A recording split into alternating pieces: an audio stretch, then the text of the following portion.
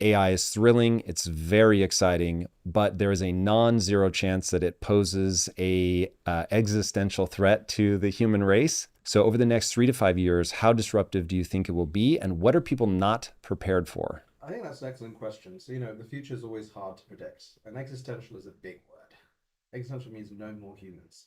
So, I personally think the AI will be absolutely fine as a base case. It'll be like that movie Her, if it ever gets this artificial general intelligence. Like humans are kind of boring. Goodbye and thanks for all the GPUs. But you could be wrong because what we're doing is creating something that's more capable than us in narrow fields. And the question is, does that generalize and then become viral?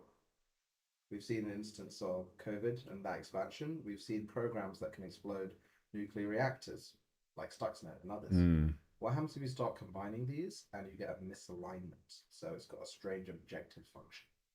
Our organizations already are like slow down AIs, and like Germans are the most sensible people that we probably know, yet they committed the Holocaust. And we see this over and over again where organizations chew up people. What if an AI takes over an organization and then decides to do something disruptive or something terminal, such as creating a virus? We don't know about that. But that's at the extreme. When we look at impact, we have the more mundane.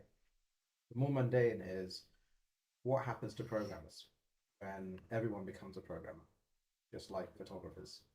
Now you can take amazing pictures with your thing. What happens when Google's MedPalm 2 model now can outperform doctors in medical diagnosis, but also empathy, according to the latest paper in Nature? Hmm. This is a fundamental reworking of information flows that's going to be massively disruptive and deflationary, even with what we have now, with no more advances as it becomes enterprise ready. And we're continuing from that disruption to the productivity enhances to potential existential threat if we keep doing the models as we do now, which is we're not exactly sure how they work or their capabilities, but we keep building anyway. Now I want to get very specific about what the level of disruption is going to be. So when I look out at this and I think about, okay, we're creating something that is going to be smarter than we are, certainly in a narrow way, but possibly in a more general way. But even if it's just narrow, is there going to be any job function that isn't going to be at a minimum augmented by AI? I think if you look at the employment share of industry, something like oil and gas has like 3%. It's mostly like building giant machines. Is that massively affected by this AI? At the edges, yes. Things like programming, where you're talking to computers, massively. I mean, now basic programming, the bar is raising fast, fast, fast. And so you've got everything from knowledge work to heavy industry. I think it affects just about everything, but some areas far more than others. Hmm. The two areas that I think it will affect the most are probably healthcare and education. Neither of those are fit for purpose. We're in America, we know that. But across the world, no one's really happy with their kids' schooling. And again, medical care, we all, if anything goes slightly wrong outside the norm, we all know how frustrating it is. We finally have personalized education and healthcare at a fraction of the price. And the two biggest drivers of US inflation over the last decade, education and healthcare, they make up about 80% of the increase. So that will be disruptive. And like I said, any type of knowledge work will be disruptive. How And are we're you not sure defining how long. knowledge work? Because so my own self, what we do is education. That's a big part of it, but Yeah, also just content creation. And so when I look at the fact that we can already clone my voice, yeah, we can already create a Tom bot that will answer questions I have answered before in a very similar fashion to how I will answer them. In our video game flow, we're already making 3D objects, which so when we looked at, I don't know, 2 months ago, I thought, okay, this is still 12 to 18 months away. 45 days later, we're using it actively in yeah. our pipeline. Um, you've got text to video, which still a little awkward, but it's getting better insanely fast. We do all of our concept art now um, in AI. So we have, as a company that doesn't even have like an AI expert on board, we're just learning as we go. We're already deploying it like crazy. And when I look out, not even, 3 years, when I look out a year, all of this stuff starts to very rapidly become a centralized point. And so we're already saying, I don't need to hire more people. I just need to make my people more efficient.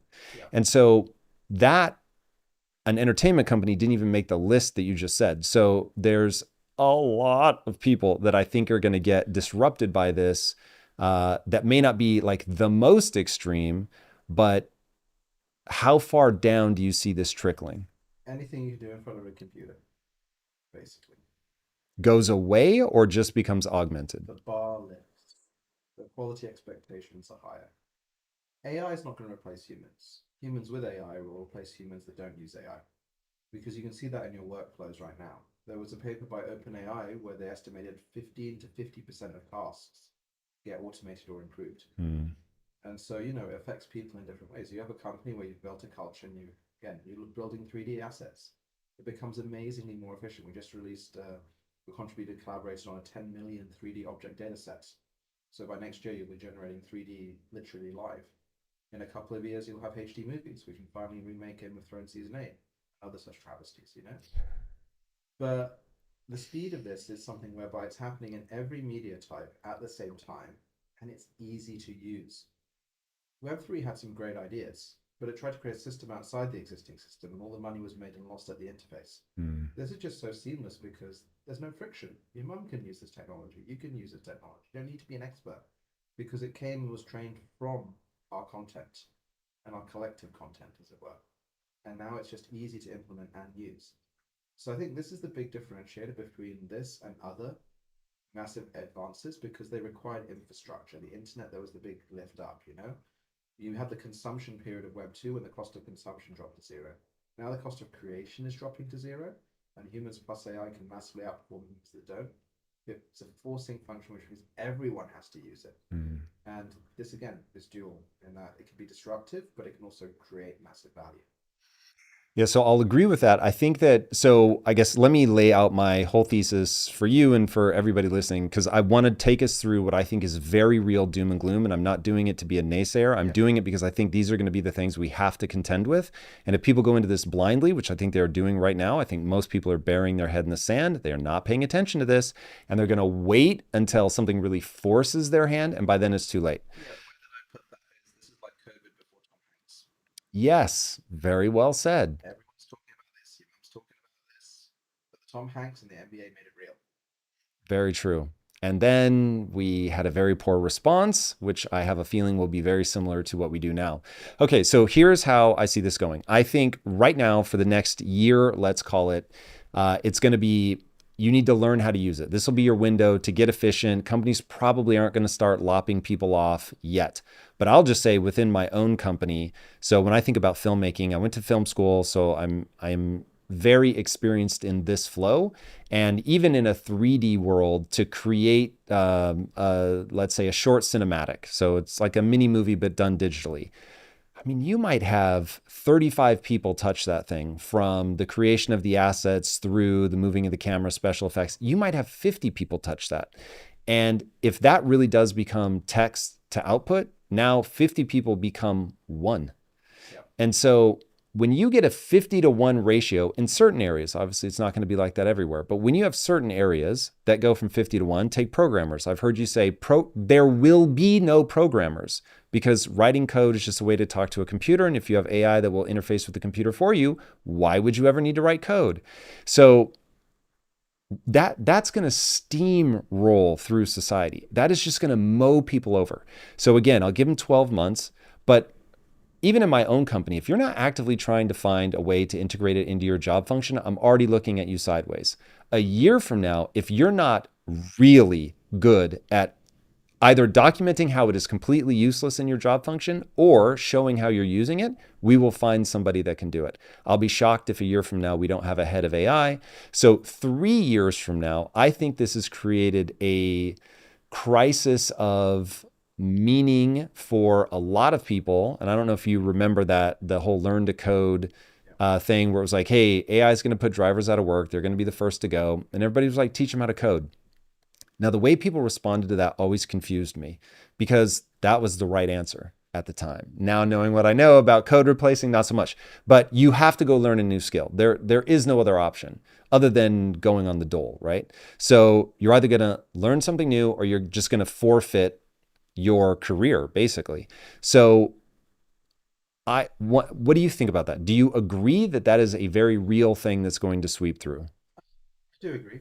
I think that, again, we're not sure exactly how this is going to pan out, but Probably the best mental model I figured out to think about this technology. It's like really talented grads that occasionally go a bit funny. They can draw, they can code, they can make 3D models. How would your business be affected if you could push a button and infinite grads came out? How would your personal life, your society? And this is why I think it's quite deflationary. The only question is, can we create new jobs to make up for that? And that's difficult because you Do you don't think we really can? doubt we can, to be honest. I think this is an economic disruption that's far bigger than COVID. And the important thing here is COVID, you had the disruption and everything bounced back. You're at record employment now, things like that. With this, there's a lot of never the same again. It's like you talk to your kid's school teacher, I can't set essays for homework anymore because of ChatGPT. Mm. And there's no way to stop that. So what is never the same again? And it's happening everywhere all at once. So this technology isn't just like, there's a bar of entry where you needed to have a modem, you need the latest smartphone or something like that. It has an embedded base that it's seamlessly going into. Look how fast Microsoft implemented on the consumer side. But enterprise is not ready yet. It's like the iPhone 2G stage, you just got copy paste. And next year and the year after, you suddenly have the iPhone 10. Entire app stores get built because of the demand, because it's valuable what's happening here. Again, with the comparison to Web3, you had to bootstrap value because it wasn't valuable. And you Mm. hope the value would come. There's product market fit today. You're using it in your own company. And so this is one of my big concerns, and that's one of the reasons I decided to do open source. So I could stimulate growth. Because I think the only thing that can basically fill the gap is if we stimulate entrepreneurs to create brand new businesses, brand new jobs. So I think demand will stay for a while. Demand for what? Demand for good things, good assets, with the way that money flows around the economy. So I was speaking at Cannes a few weeks ago, film festival. I love movies. My first job, I was a movie reviewer. Really? Yeah, British Independent Film Awards, Raindance Film Festival, Hmm. other things. I Lots knew of you were big into video game investing. I did not know that you were a film critic. That's wonderful interesting. stories. Hmm. That's how I kind of understood people because of my Asperger's and other things. And so I said to this, the video game industry has gone from 70 billion to 180 billion over the last decade. And the average Metacritic score has gone from 69% to 74%. The average movie is 6.4 on IMDb for the last decade. And the industry's gone from 40 billion to 50 billion. What happens when you can make better movies? I think the market expands because the limiting factor is movies, in my opinion. All right, let me run something by you. Okay, so I have a really dark view of not the next 12 months.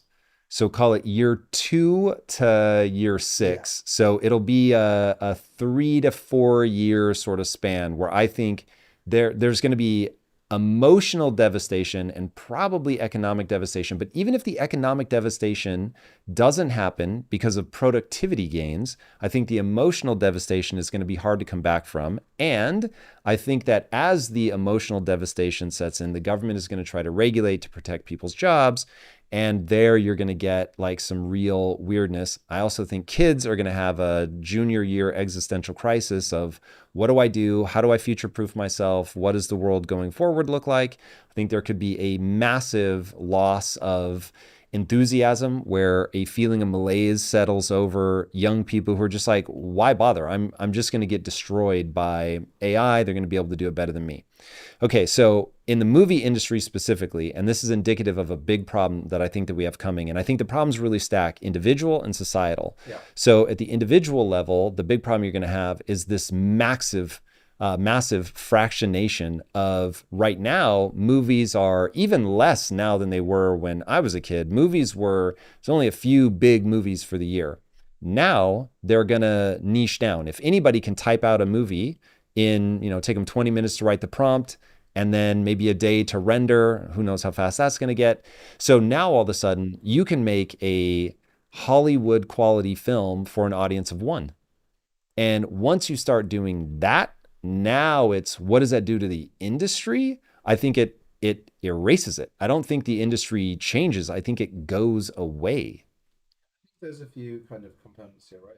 So the cost of music consumption went to zero. You saw the Spotify model. Yeah, you still have music stars.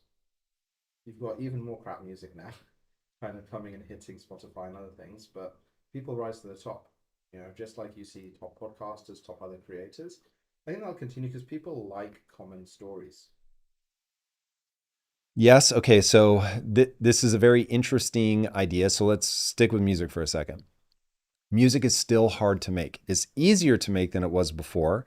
It's also still hard to get people's attention. But Yes. music now is no longer a shared thing. So music is part of what led me to the conclusion that I'm at now, which is, man, as kids, it used to be you were either into the mainstream pop and there was, 7 to 10 hot bands at one time, or you were into the alternate pop and there was 7 to 10 hot bands in that arena. And you fit into one or the other bucket. There Yeah. wasn't the infinite buckets now. You can find kids that are 25 and they listen to Frank Sinatra.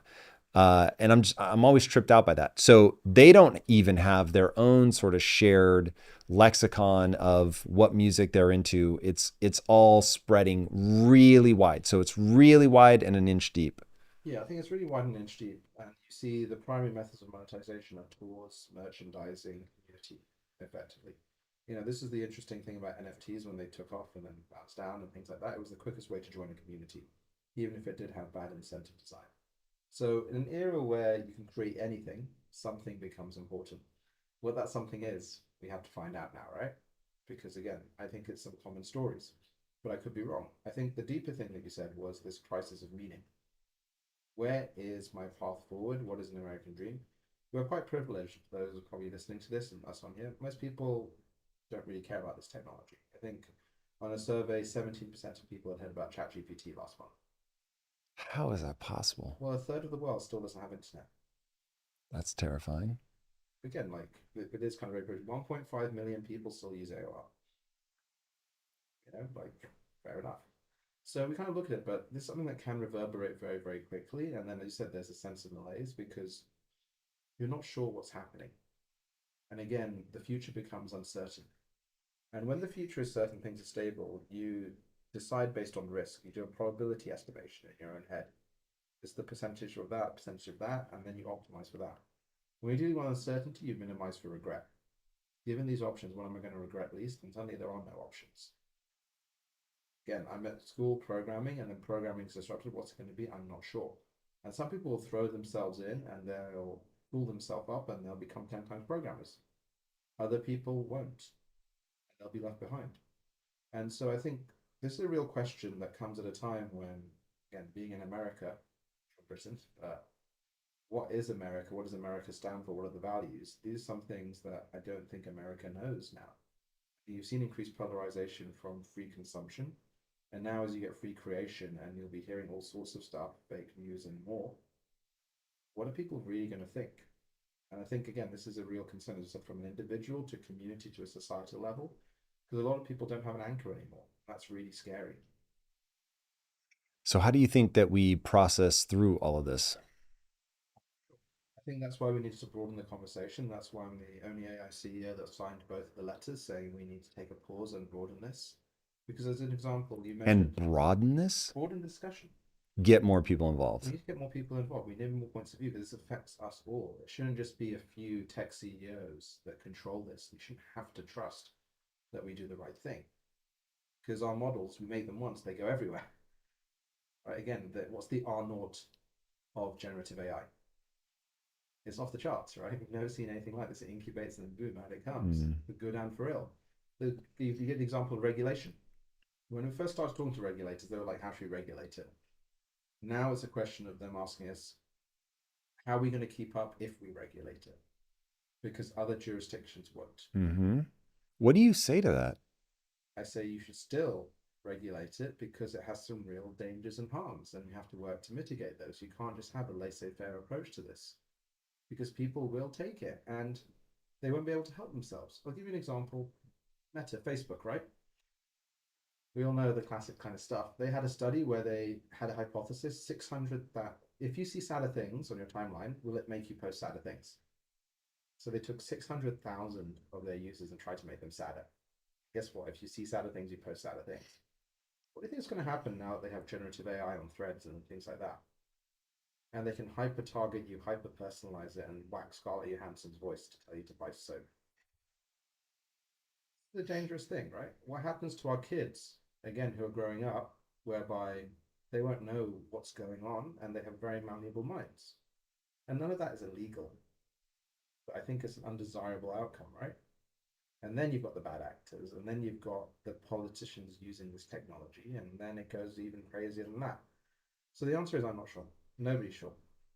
But I think the only way that we can try and figure this out is to work together to make these issues known. Again, the existential stuff gets the headlines. You'll all die. No one really understands what that means, but it can happen, right?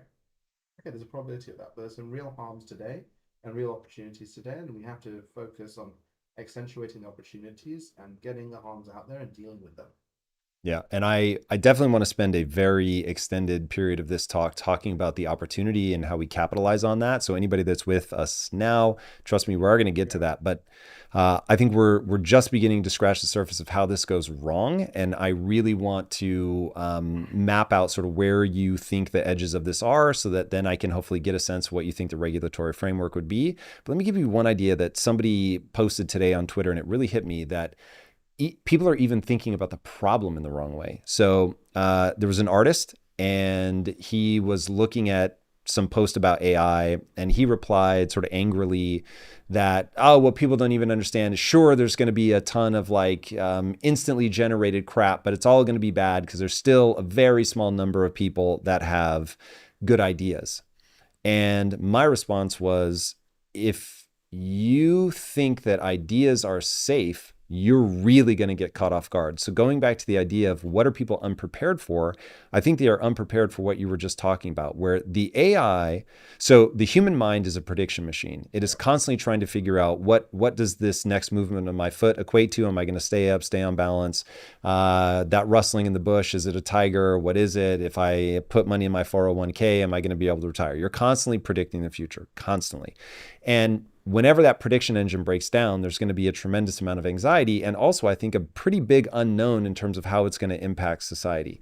So right now we're building something that is incredibly good at recognizing the patterns that we kick off. Yeah. So we are optimized to identify patterns and move accordingly. And I would say people that are hyper intelligent are people that they notice patterns faster, more subtle patterns, and they understand their implications and how to make sense of them.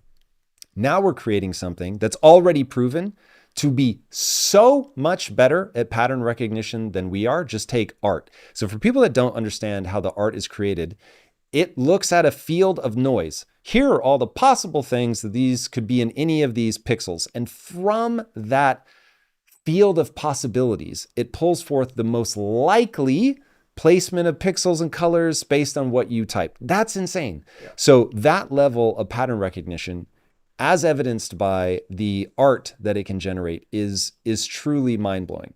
So this guy's saying, okay, hey, at least ideas will be the last bastion, and you'll never be able to get rid of me, the artist, because I'm the one with taste, I'm the one with good ideas. Not realizing, no. What AI is a pattern recognition machine. It will recognize the greatest ideas that have ever been had, what they have in common, and will be able to predict the next great idea along that thing. It doesn't even have to just regurgitate what it's already seen. It can like figure out what that sequence is and what that next part of the sequence could be. And on top of that, it's doing that with humans. So AI is already extraordinarily good. This is why people think their phone's recording them when it serves an ad. Oftentimes, Target, using their AI, knows that you're pregnant before you do if you're a woman, because they know what to pick up on. So AI is going to get extremely good at understanding us at an individual level, serving us up exactly what we want right in that moment. And that gets dystopian really fast. Really fast. I mean, again, when you combine it with the social credit score, as you've seen in China and other things, you gamify life and you have a system of complete social control and optimal, as it were. The pattern recognition was the missing bit, whereby you had a level of pattern recognition. So for taste, what do you have? TikTok, Shine, $100 billion companies based on old school algorithms. We even got generative AI, which, as you said, it can take images out of noise. Stable diffusion, the model that we collaborate on now that we lead, we took 100,000 gigabytes of images, and the output was a 2 GB file. That's the filter. Words go in, images come out. Why is that discrepancy in size meaningful? 50,000 to 1 compression is not wins it. If you remember Silicon Valley on HBO, Mm. it's way beyond what they managed there in terms of compression. It's unheard of compression. Is it compression or is it something completely Something different? different. It's intelligence. It's learning the principles. How much information do you see and then you learn the principles? And you then spot the tiger in the bush. You learn what's next. Literally, GPT and these language models, they predict the next word. That's all they do. They pay attention, they predict the next word. And that was the missing part to intelligence that now is there. We've had the first studies now come out that show that the language models score higher in creativity than people. Woof. And again, think about TikTok, think about Shine, think about how those old school algorithms are already targeting you. Facebook needs 17 data points to know you better than your friend. As you said, Target knows you're pregnant before. And that was old school. Now it's even better. And you think about where that leads to as well. It's kind of crazy because it can be more creative than you, but are people creative? One of the things I like to say in my speeches and just learn to do is like, are you creative? How many of you in the audience are creative? 3 to 5% put up their hands, maybe 10 to 20% if I'm like in a movie studio, movie filmmaker, kind of you. And I say, how many of you believe that every kid is creative? And everyone puts up their hand. And I ask, how many of you were kids once? And 95% put up their hands. So I know who the cyborgs in the audience come from the future to get me. I'll make a note of that future. Something happens where we're told we're not creative. And obviously, some people are more creative than others, can tell better stories than others. But the reality is that the average level of barrier to this has dropped for every human. But much of what we consider art, or much of which we consider media, shall we say, already is by the numbers. I was at a Blackpink concert last weekend. I took my daughter. Don't you dare say something bad about Blackpink, And they were Emad. awesome.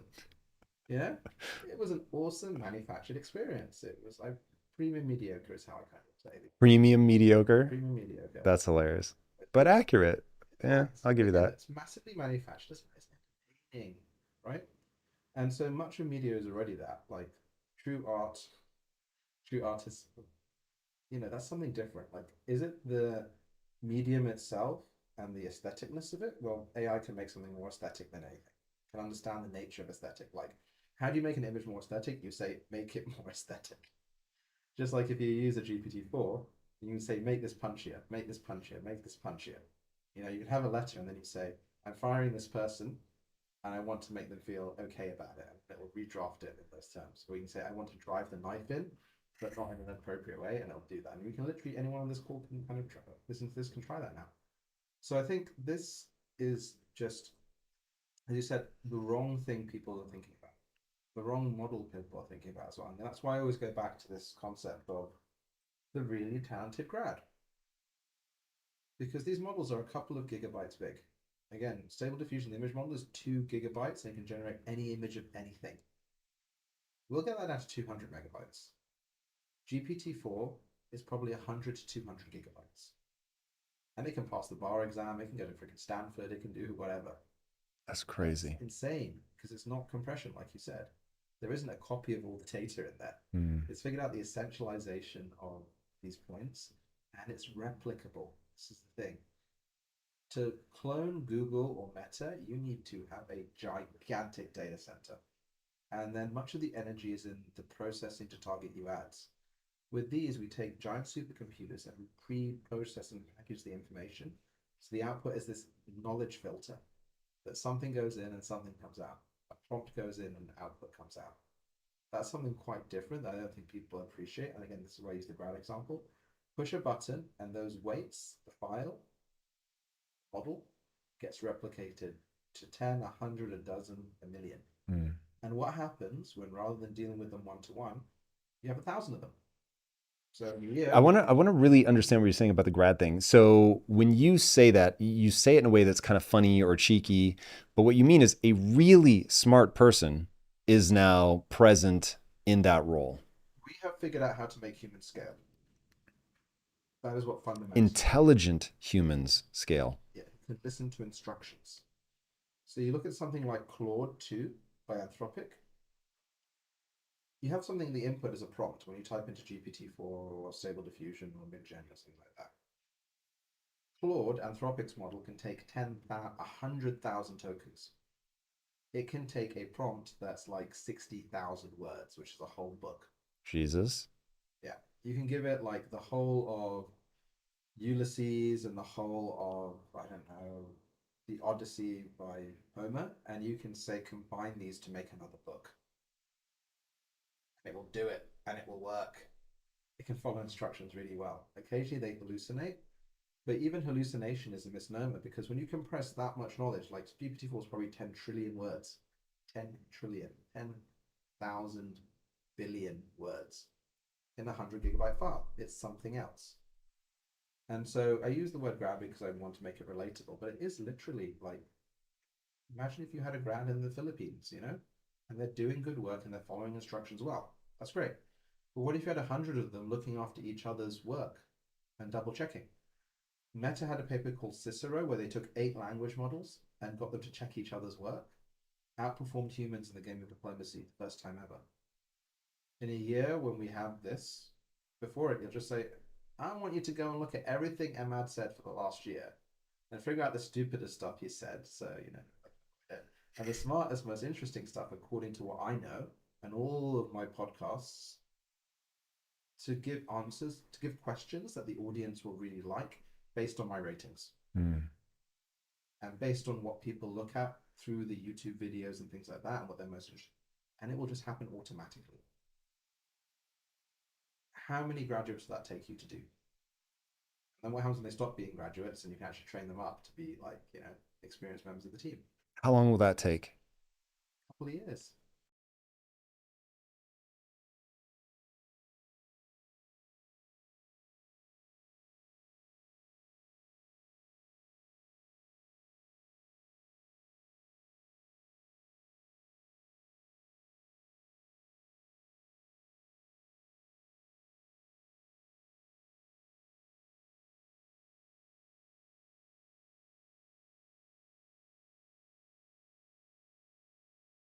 This is why this is terrifying to me. So I am a very optimistic person, and again, I promise we are getting to how you take advantage of this disruption, but I don't like to face a problem naively. I want to face it as head on as possible so that I know my solutions are real. And when I look at this from my own perspective of, okay, I'm trying to build a media company, which right about now is a very terrifying time to do that. Yeah. And I'm thinking about, okay, it's it's very optimistic when I look at, oh my gosh, I, as the founder of this company, I get access to all these grads, as you're calling it, this just absolute proliferation of very intelligent sort of people that I can now put to work in my company. The problem is I'm now competing against other people that have the same thing. And you get in this ever escalating arms race where there is a real chance for fatigue. And so I think what ends up happening, and we were talking before we started rolling, it is very important that people understand the following thing. I think this is just a truth, but people certainly need to understand I believe it. This is a core belief that drives me.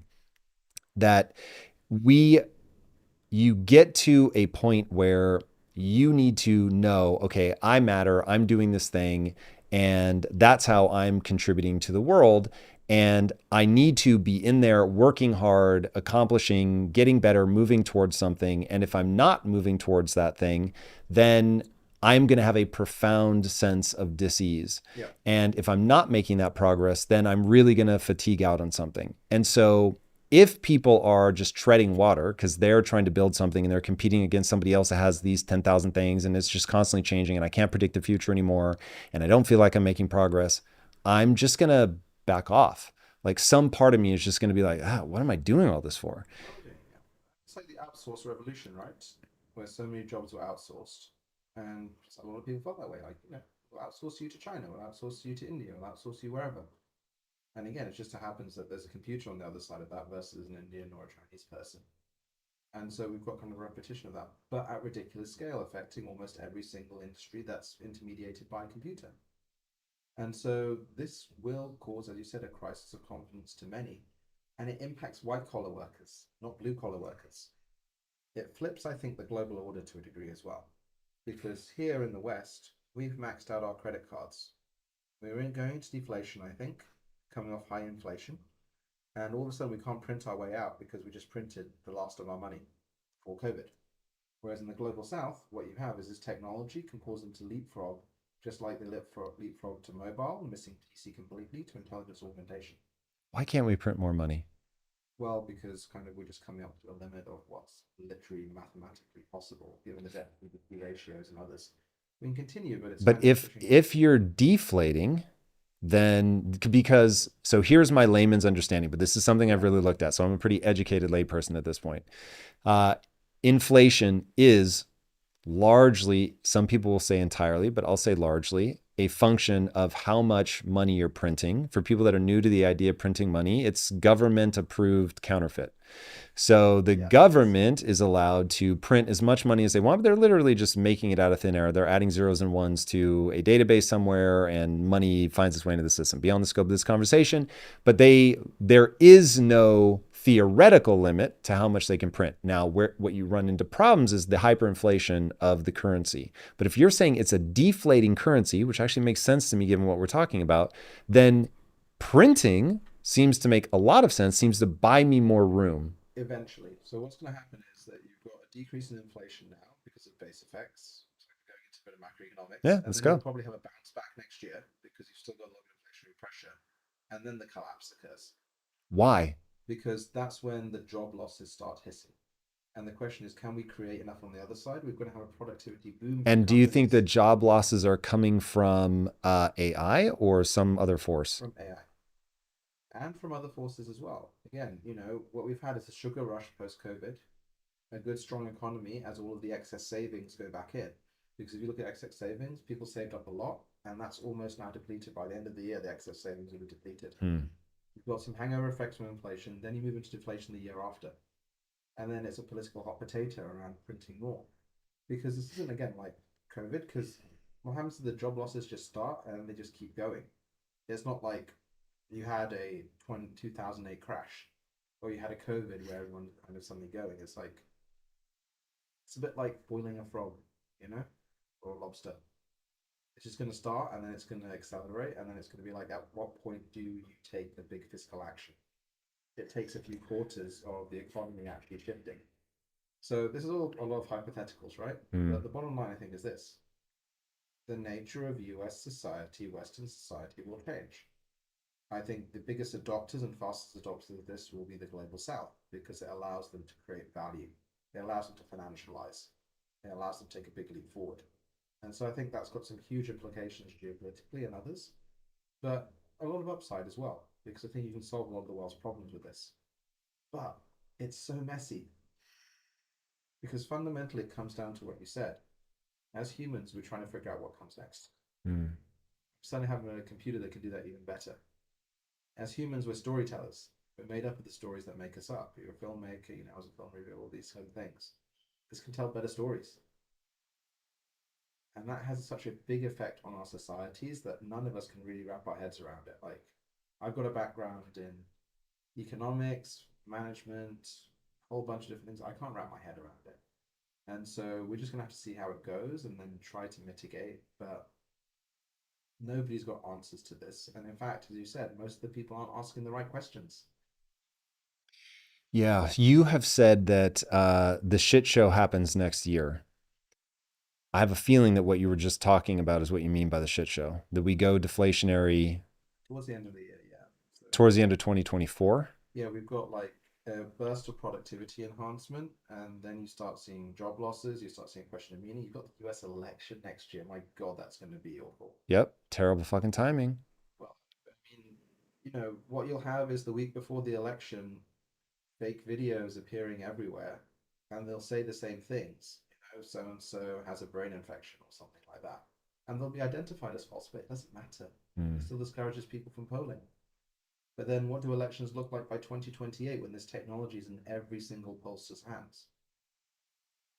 Yeah, that's where we get into the blockchain. We'll save that for a little bit down the road. Yeah, Okay, so now I feel like we're getting close to the problem set being on the table. There's one more thing that I think it's important to put on the table, which is I don't think that the amorphous thing that is society as the world turns, history, the grand arc history, however you want to think about the real long timelines.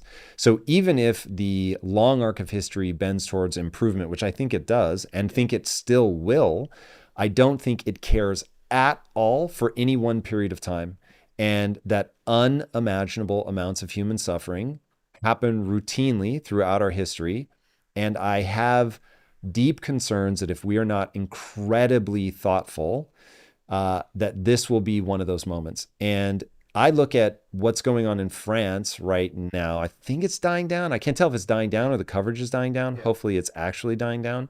But France was like really having some struggles.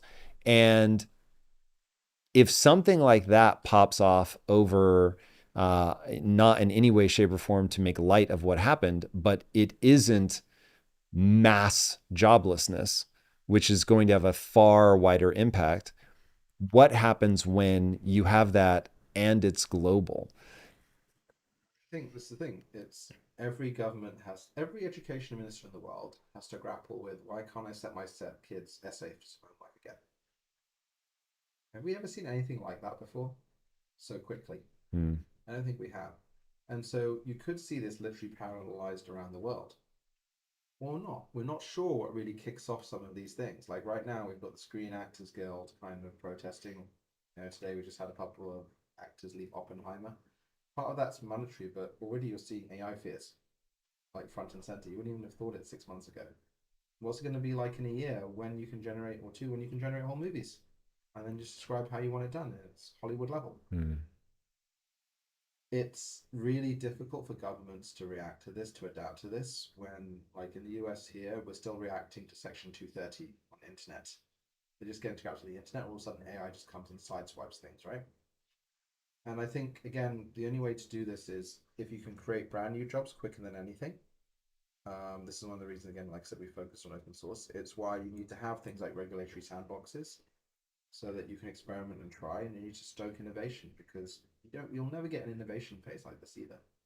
I think this is a step change and a regime change in the way that society operates because we were originally an oral species. Then we figured out to write. Then we had the Gutenberg press, and it took all these words, but it took them down into black and white. It made society quite black and white because it couldn't capture context. Whereas these models can capture context, they can capture principles, they can capture more. So again, you're writing this down. You won't have to. It'll just be automatically added to your memex, to your knowledge base, right? Also, the AI will just be attached to my head. It will read the brainwave patterns and know that that's what I need to remember. And that sounds crazy, but like we had MindViz, a paper that we kind of published from our MedArc division, whereby you looked at a picture of a mug, took an fMRI, and then it reconstructed it using our image model. Yeah. No, it doesn't sound crazy to me at all. This is what I'm saying, Emad. They're not prepared for what's coming. They are not prepared for this level of change, and they really aren't prepared for the rate of change. And it isn't just like an arc like that, it's lots of S curves all at once, all around the world, where every single company is now thinking, what's my generative AI strategy Yes, for when it pops off? correct. And every government's thinking, how can I stay competitive? And this is why I said, like, it's a race condition where everyone is trying to do the same thing or similar things, and you can't be left behind. You can't not participate. And it's been a very long time since we've seen that. And there's a world before this technology and a world after this technology. Like, I don't think, again, I've got two kids. What does the world look like in 5 years, let alone 10 years? I have no idea. Mm. I'm in the middle of this because it's just impossible to see. The smartest people that I know, they used to be able to see years in advance. They can't see more than a year or two. This sounds, again, very apocalyptic, but then, like I said, we're going to get to the good bit in a second. Mm. In every crisis, there is opportunity. Our society is broken as it stands already. I think this is a chance to reshape it for the better and solve a lot of the biggest problems that we've been facing because of our slow dumb AIs, because of our organizations and institutions that we are all frustrated with. I think this is a big upgrade from it. The example I like to give is there's an amazing poem by Ginsberg, Howl, about Moloch, this Carthaginian demon of disorder. I think where that came in was text, because we had to essentialize everything down and put people into boxes because we couldn't have systems to understand the context. You can't have personalized education or personalized healthcare because you couldn't scale humans. There weren't enough talented humans until now. And so I think that is the incredibly dangerous part because all of a sudden economic pressures you flood the market. And it's the incredibly motivating part whereby there's a shortage of talent for everything that's important, and there isn't anymore. But then the nature of talent for jobs and things will transform. Mm. And I think the economic abundance that's created on that, that's the flip side of this, as well as the ability to fix operating systems. Mm. All right, I'm going to give you my timeline. I think the next year is going to be a lot of fun for people that embrace it. It'll be a period of time where some people can ignore it and they probably won't Yeah, really right. notice. They won't realize how fast things are changing. Although, follow me on Twitter. I post routinely like, hey, here's something I didn't think that would happen for 18 months, and we're now 45 days later. We're using it. Things are really, really moving faster. But for the next year, I think people will be able to ignore it and they won't realize that it's growing with such steam and ferocity. Then year 2 to 6, I think that there's going to be pockets of extreme suffering, and I think deaths of despair are going to skyrocket. Mhm. And I hope it's not a the world is burning riots kind of thing. It'll probably be more quiet and insidious than that. But I really think that we're going to lose people on the upper and lower ends. I think people that are old are going to just completely check out and say, I can't keep up. I'm too old. I don't want to learn this new stuff. I think people that are young, it's the only thing they know is change so fast that they can't see around the corner. I think that will be absolutely terrifying to them. And they're going to retreat into the levels of entertainment, sex bots, AI friends that are more loving and kind than their other friends, and they it will be a collapsing inward. Now, as somebody who is prone to collapsing inward, the biggest thing that's held me back as an entrepreneur is that I like being alone with my own thoughts, Yeah. and that if you then layer anxiety on top of that, and then you give me an AI that's actually better to me than anybody in my real life has ever been, and then you give me maybe some drugs, I will truly collapse in under my own weight. Not me personally, I have defenses, but Yeah. I'm saying like that personality type is really going to struggle. So I think right there, you sort of you're going to lose a generation, if I may be so bold, on the upper and lower ends. Then either on the 10 to 20 year time horizon. And I leave it that long because, look, we're any prediction that you make with a timeline is guaranteed to be wrong. So I'll try to give myself at least a little bit of buffer. And I know that everything I'm saying probably directionally correct, timeline probably way off. Yeah. But 10 to 20 years, my rough estimate, that's where we're either in Terminator and we're running from radioactive rubble to radioactive rubble fighting the machines, or it really is a utopia. And I think that there is a real shot that we get to the closest things that humans are going to get to a utopia where things are so plentiful, Yeah. everything we want is available. We reorient our human psyche not to acquisition, but rather emotional contribution. And we'll paint that picture more as we go down. But that's sort of my rough thing. Yeah. I think these are crazy timelines. Like, not because I disagree with them, because the fact is that they are crazy. You have a year of incubation, then you have contagion, and then you've got a start thing. I don't think we'll be chased by robots. They don't need to chase us. They're far more efficient than that, That's sad but right? true. I think the basically the two directions we have are utopia and human flourishing, and a dystopia where we're all happy. A So, dystopia where we're all happy, meaning we are manipulating our neurochemistry. like, like, it's happy. You've got so many 1984 Bravely or Default. there we go. I Bravely was Well, like yeah. 1984. 1984. Bravely Yeah, Well, sorry. Bravely Well. got our Soma drip, feeling Bravely good. so good. Like, look, you had Replica. Yeah, tell me about the Valentine's Day Massacre though. I didn't know about that. Yeah. So Replica was a mental health chatbot, and they realized you could charge $300 a year for erotic role play.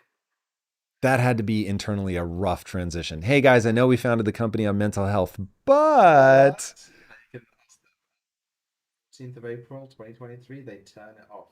why? Apple just told them you can't have this on the App Store. Interesting. So it was either remove the sex bot part or go Yeah. off And the. then 68,000 people Interesting. joined the Reddit, and they're like, why did you not optimize my That's a lot of people to be using it. I downloaded that at Christmas, girlfriend? not realizing what it was. And I was like, ooh, a chatbot. Let me Yeah. try this thing. I didn't get into the weird stuff. I don't know, didn't do a It was lot the for me. old technology that's the thing. Now, like, again, MedPalm 2, Google medical model, Med Palm. 2, it's Google's medical model. It scores higher than humans in clinical diagnosis and empathy. That's crazy. Right? They use it. This is one of those statements that you say people need to be shocked Yeah. that a computer makes people feel more comfortable. Yeah, it's in Nature. They just published the paper. They included that. And again, it's only going to get better.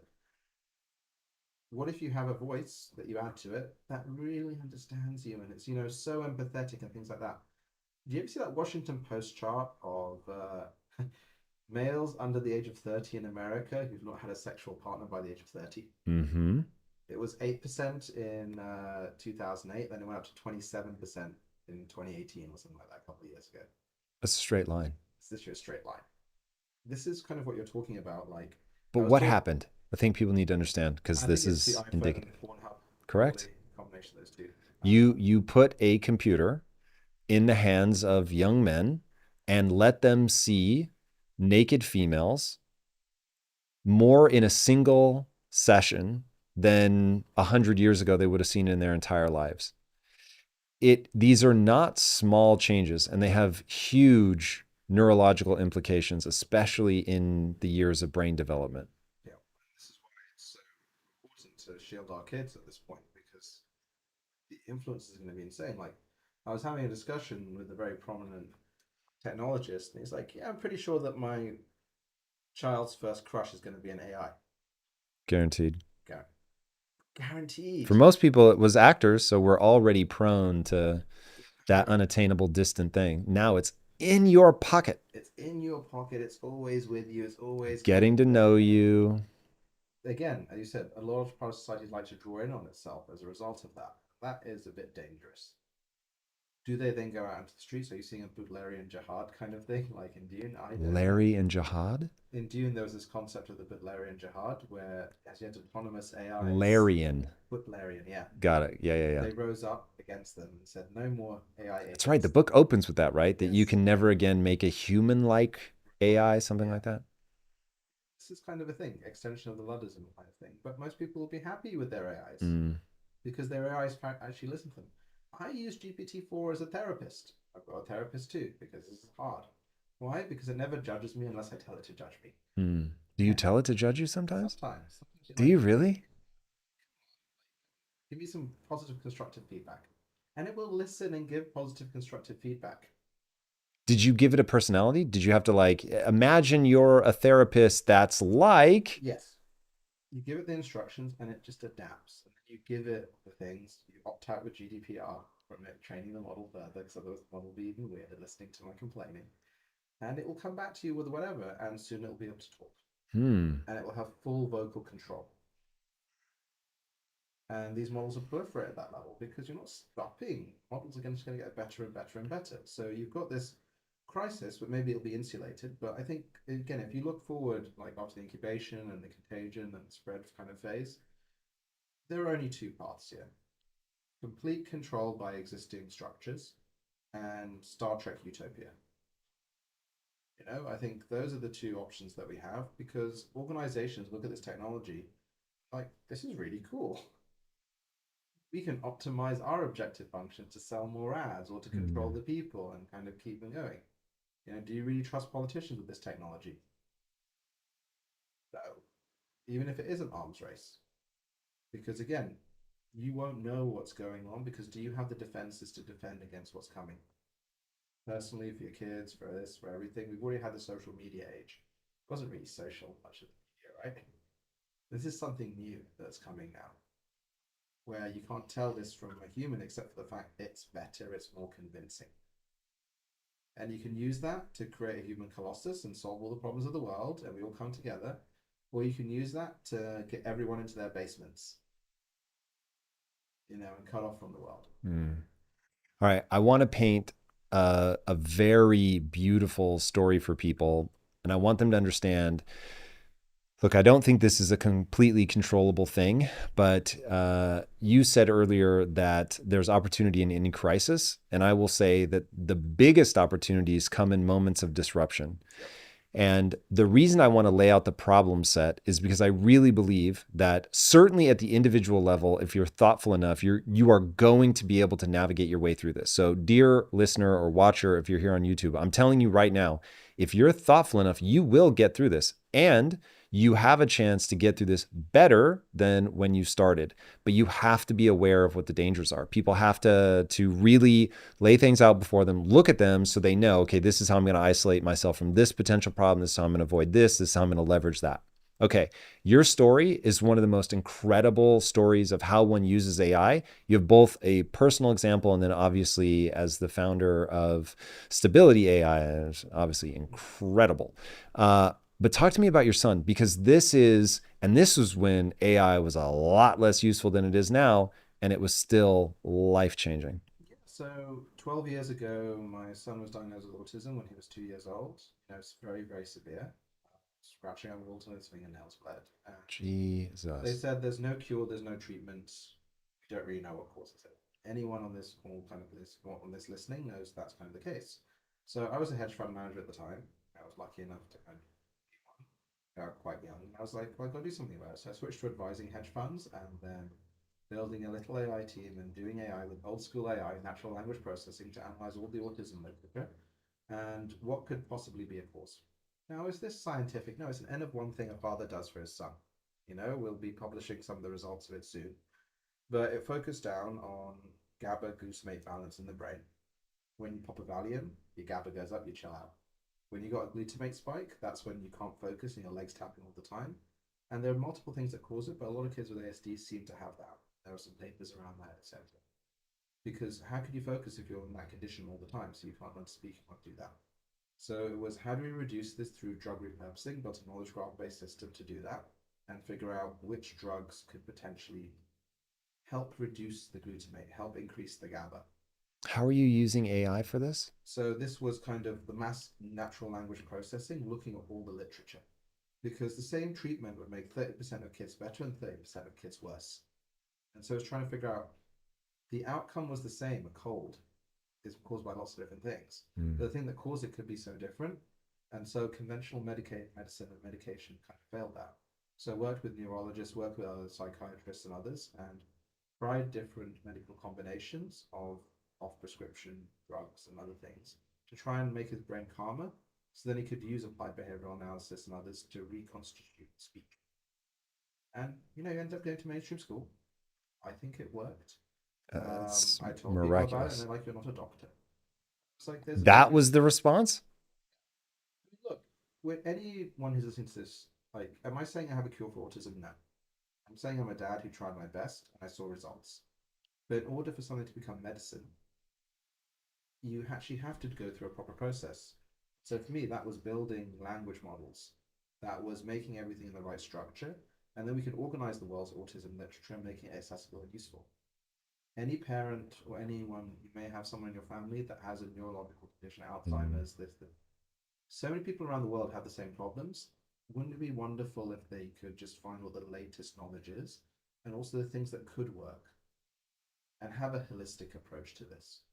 And until we have this technology, you can never get there, which is one of the main drives for me to want to build this technology Mm. and do it in a transparent way. You shouldn't have to trust me and what I say about this because, again, my journey as a parent is the same as anyone who's got a child with ASD. It's the same as anyone who has a family member that gets multiple sclerosis or cancer. Our systems are not good enough right now to bring us the information we need unless we find an amazing doctor and an amazing group. But now, with MedPalm, with our own models, with other things, we can finally be at that point when we're never lost, where we can say what could work. So an example is clonazepam.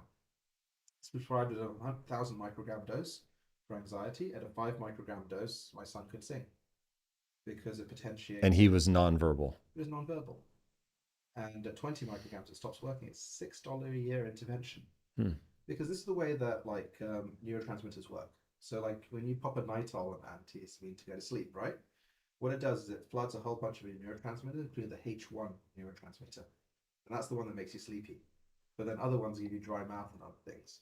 Something like Remeron in a microdose just triggers H1. It'll knock you out without any side effects. But it's just incredibly cheap, you know? Understanding things like neurotransmitters is not something that most of us ever have to do unless you're super hyper focused on it for years. Because I was like, I need to figure out my son's neurotransmitters. I'm talking to all the top doctors, and I'm lucky because I have access to them. What do I do now? So that's when I realized that, this AI was a big thing. And actually, one of the really interesting things is, why couldn't he talk? It's because he had too much noise in his brain. So you've got cup. A cup can mean a cup, or it can mean cup your hands, or cup your ears, or World Cup. He couldn't form those connections because his brain was too noisy. And so we did applied behavioral analysis, which is teaching him this is a cup, this is a cup, this is a cup, with gamification to reconstruct those after his brain calmed down. It's actually very similar to this generation of AI. We described earlier how it learned principles. It's called a latent space of meaning. So that point and dot, that pixel, becomes a cup because it understands the principle of cuppiness. So you type in World Cup or cup your ears, it gives you dramatically different images. Similarly, the language models do the same. Again, it pays attention to what's important. Attention is all you need with the original paper. And again, it forms this latent space in the meaning of cup within the sentence. So when it says cup, it's like, well, this is going to be a World Cup, or this is going to be that. But not actively. Again, it's just a bunch of ones and zeros, a single file. And so I think that's why all this new generative AI really resonated with me. And I realized this could be the real thing that unlocks humanity or controls them forever, one of the two. So that's kind of some of the personal story behind this. Because again, I don't have a cure for autism. I worked as well as I can with my son with the technology I had. However, I think that with the building blocks we're building now, us and others, there's the potential to have personalized care and knowledge for everyone who's dealing with ASD, for everyone who's dealing with multiple sclerosis or any of these other conditions. But they say there's no cure because our medical system treats people as a Gerdic. And what does ergodic and ergodicity mean? It means 1,000 tosses of the coin, the same as 1,000 coins tossed at once. That's why everyone gets 500 milligrams of paracetamol.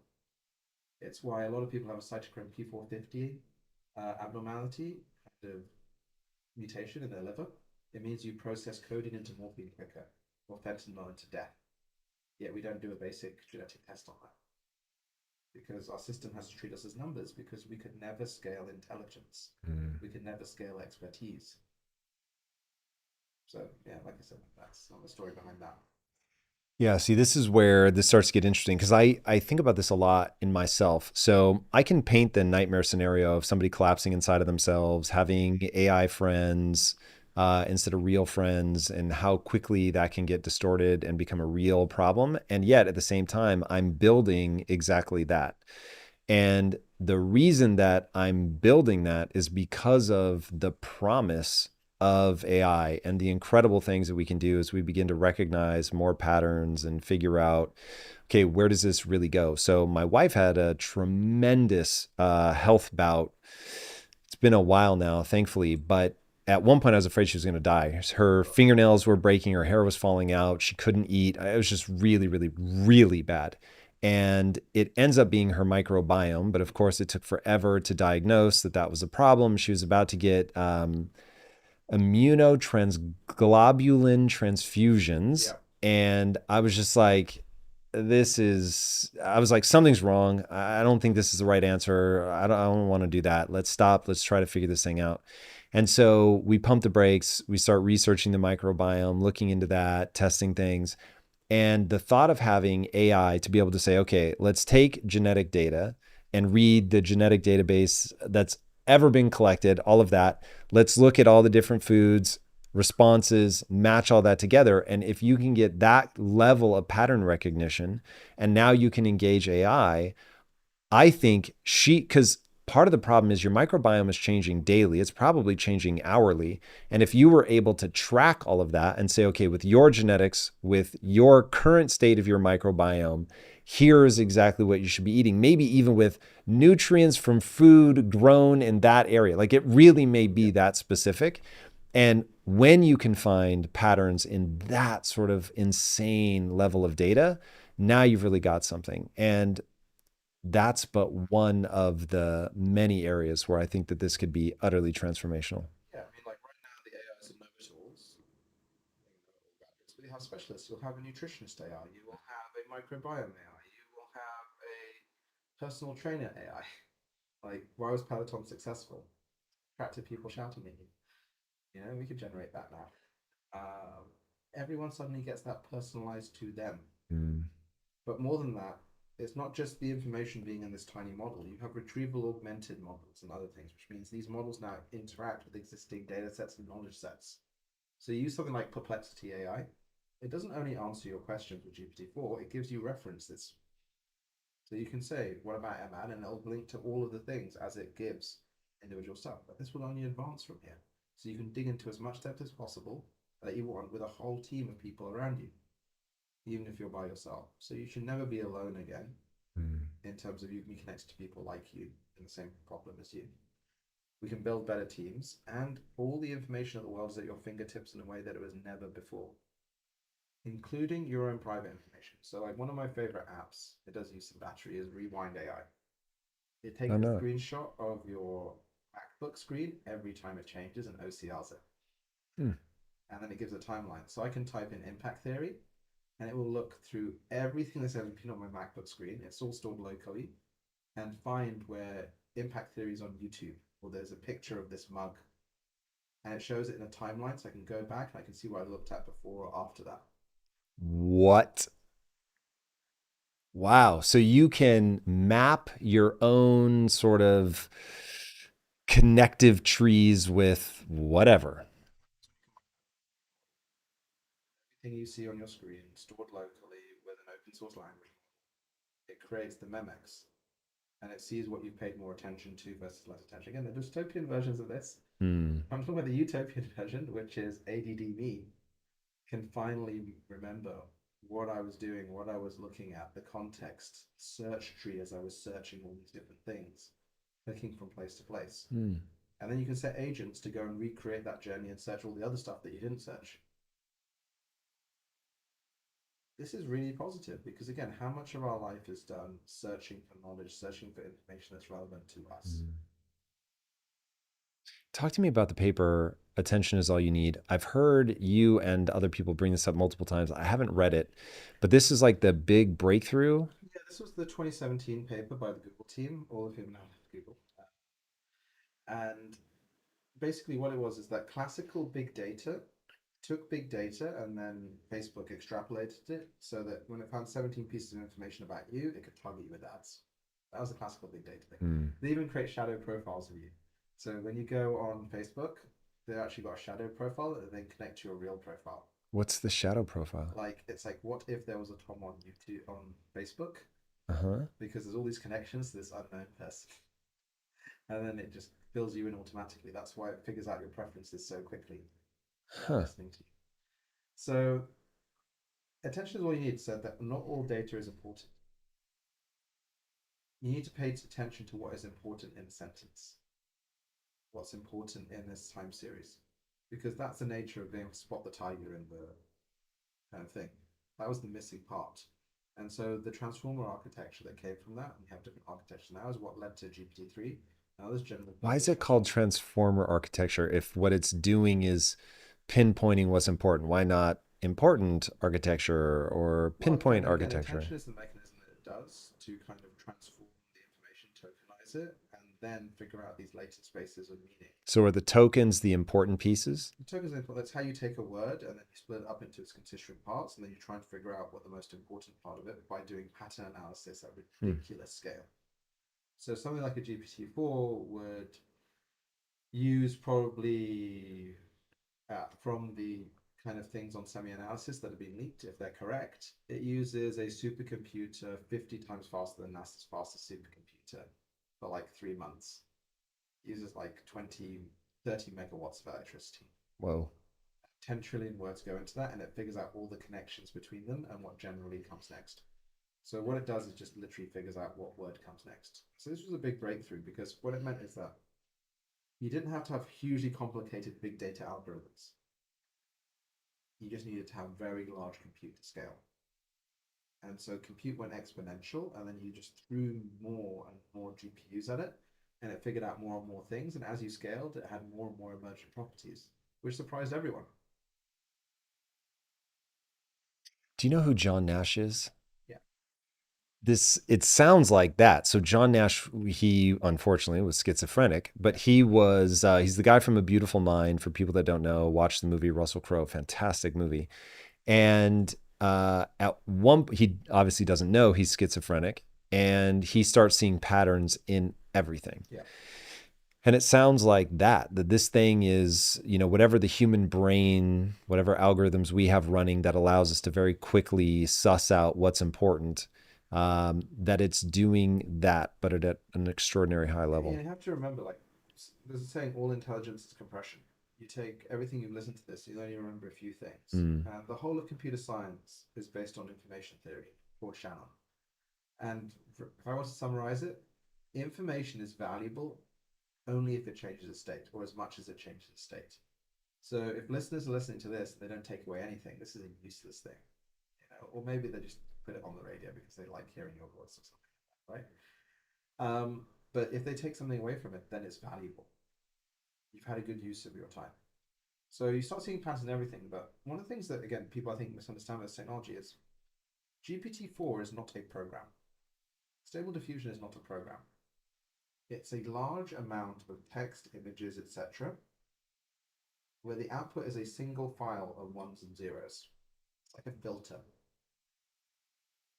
You can recursively kind of put something through it, but it's just guessing the next word when you type a prompt. Even if the prompt is the whole of The Great Gatsby and the whole of Ulysses by James Joyce, and you're telling it to combine them together. Mm. It then pushes it through that sieve, that filter, and the output is something that combines them both together. Single files. We don't see anything like this. Probably the closest thing probably listeners would have heard to this is a codec, where with music and things like that, we had these audio codecs. So you had one file type and another file type, and you had this single file that translated between them. Was that is that compression, or is that recognizing this thing in that format would look like this? So again, this is compression of intelligence is what it is. So again, it's like a translator function. These Mm. these are universal translators for context. And so you push it through the sieve, and then stuff comes out where it's predicting the next word, or it's denoising kind of a pixel to achieve that, because you're just passing it through the sieve again and again and again. Yeah, it's I unfortunately don't understand it by first principles, but I get it by analogy. You're feeding it so much data, it's recognizing the patterns in that Interconnectedness, data, yeah.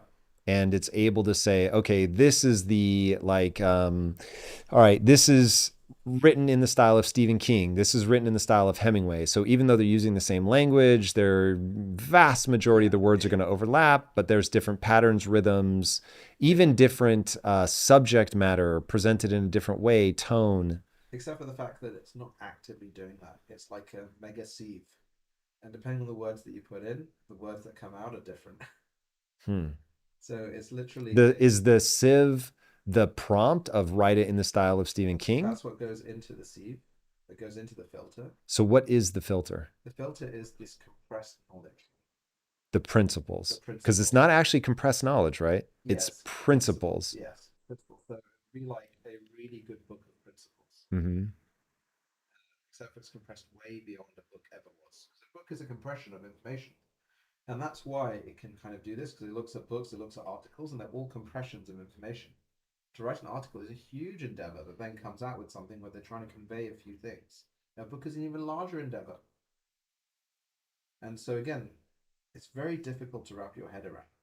Even for me, like, you have a file and it can do all these things versus these gigantic computer server farms with programs and logic of ones and zeros. There's no program here.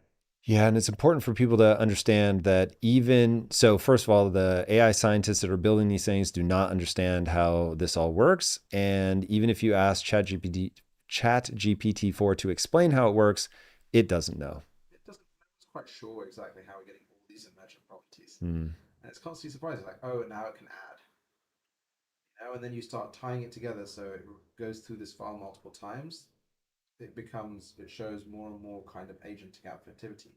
In fact, the next step of this, and this is what OpenAI and Google are both doing, is there was this thing called AlphaGo. There's an amazing documentary where Google's DeepMind division created an AI to beat humans in the game of AlphaGo or Go. Hmm. So Go is like chess, except for there's almost a myriad, infinite number of potential moves, so you can't calculate them. Like you can't brute force it like Deep Blue do with Kasparov. So instead, it learned to play against itself, something called Monte Carlo tree simulation, where it learns different principles, dreams. Again, an amazing documentary on YouTube about this. And it beat Lee Sedol, who was a ninth dan player, one of the best in the world, far beyond everyone else, the Magnus Carlsen of Go 7-1. What they're doing now is they're combining those models with these language models to make them agentic. So models that can plot and plan and other things with language models that can predict what's next to create things that really understand context even better. Okay, so I understand enough about how the AlphaGo system works. I want to understand this. So AlphaGo is going to play against itself. So you give it the rules of Go, you give it the objective, and then you set it loose, and it just plays and plays and plays and plays and plays, and it plays against itself. And then I know at one point because Lee Sedol, if I remember correctly, was the number 2 player, and people thought, well, first of all, you're never going to beat him. Then they did, but they couldn't beat the number 1 player. And then they created another variation, and it played against AlphaGo, and then it ended up smashing. It was Mu Zero, I think, came up with Okay. So, how do you get a language model where there is no objectively right answer unless you're doing trivia? How do you get it to know what the reward is? How do you get the quote unquote right answer? Much of this now is about reward functions. So GPT-4, when it comes out of the box, maybe we're getting a bit too into the weeds, is a pre-trained model on this giant supercomputer. Yep. Then we use And reinforcement just so learning. everybody knows, pre-trained model means principles. Yeah, principles. Take all this knowledge, all these words, squish it down into a file. And then run it on a computer that's literally set up like a brain, where there's like a bunch of neurons and they're interconnected. Yeah, these are the tensor cores on the NVIDIA GPUs. Yep. And so mimicking the brain. On your little Literally. 4090, it has AI chips right baked in And there. for anybody that wants to know, they kick off so much heat you can see it from space. Yeah, I mean, like, I think our CPUs are like 10 megawatts of electricity. It's Each one crazy. of these cards uses 700 watts. Insane. Yeah. Utterly fascinating to me. So anyway, All hopefully. clean energy, by the way. Nice. Cheers to that. Um, so what you've got is when it came out, they took 6 months to make it human because they trained it on like I don't know all of YouTube and the whole internet. Obviously, it would turn out a bit weird. And so you have a reward function through something called RLHF, reinforcement learning with human feedback, Yep. where you give an objective function to say, don't answer questions about how to make napalm. And So don't answer the objective function technically is please your human overlord. please your human. Got it? And so much of this alignment question is focused on taking these big models and trying to make them so they won't kill us some way or say bad things for a given definition of bad things. Like one of my takes on alignment, and is like we should have better data sets. We should move away from web crawls. Can you yeah, it's fair. I want to ask you about that. But explain to people exactly what alignment is. Aligned with what? Alignment, this is a cool thing of Anthropic. There was a great New York Times piece on them recently, and others. Is if we build an AI that outperforms humans and is more capable than us, because it might not just be a single file, it might be 1,000 different AIs all working in different ways. So you've got your like a AlphaGo Borg. AI, yeah, a swarm, because humans are swarms, our organizations are swarms, they're highly specialized, right? Might be 1,000,000 AIs. How do we make sure it doesn't kill us? Or how does it make sure it doesn't enslave us? Or how does it make sure that it doesn't give us eternal suffering? Also lame. Yeah, this will be kind of psychic. How do you make sure it's aligned with human interests? And so this is an unsolved problem. OpenAI have announced they're putting 20% of their compute to try and solve this. Anthropic was set up to do this, although I believe that the only answer they've come up with is let's build an AGI first, an artificial general intelligence, that will then stop all other AGIs from coming. It's just kind of scary, to say the least. Why do they think that that would work? Like that seems...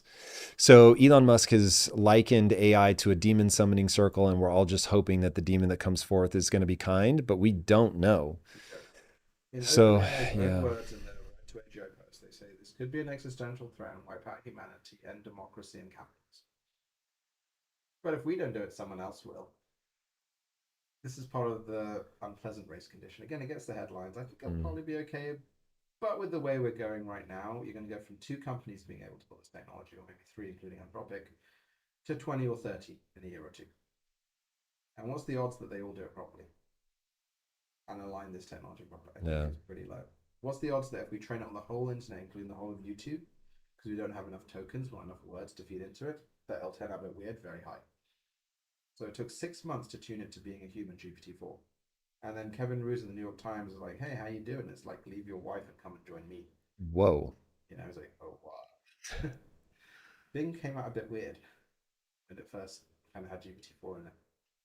Because again, we feed it crap, we're going to get slightly weirdness. Now it's got a lot better, but it's lost a lot of its personality because you've been tuning it back to human preferences. You've been doing this Mm. reinforcement learning with the objective function of don't offend anyone. It's quite hard to get GPT-4 to be offensive now. But there are these two phases of this technology. I think with better data, we can have more aligned models. I think with better data and national data, we can have more representative models because you'll never have technology that's not biased. So the only question is, who's Why? biased? Well, because you have to build it in a certain way. Like even though it understands all the context, like right now these models are trained on the whole internet, which is largely a Western artifact, Mm. largely trained in English. How much do you worry about bias? Are you more worried about bias or alignment? Worried about alignment, I think this is one of the reasons that we release open models so you can see how the cookie is made. Like we're the only company that offers opt-out of data sets. Literally the only AI company in the world. So if I'm an artist and I don't want you training on my art, I can back out. Had 167 million opted out of our data set, yeah. The only company in the world that does that, which I Mm. find kind of insane. So my thing is open auditable, which means that you can tune your own culture into these models. We're helping multiple nations build national models with their broadcaster data that then can represent that. And try to address some of this inherent bias within the data sets. Algorithmic bias has been an issue that affects real world and will affect more and more of the real world as you get into these models because we will outsource more and more of our minds to them. Because again, like when you've A got open small models, subset of people will outsource their mind to it.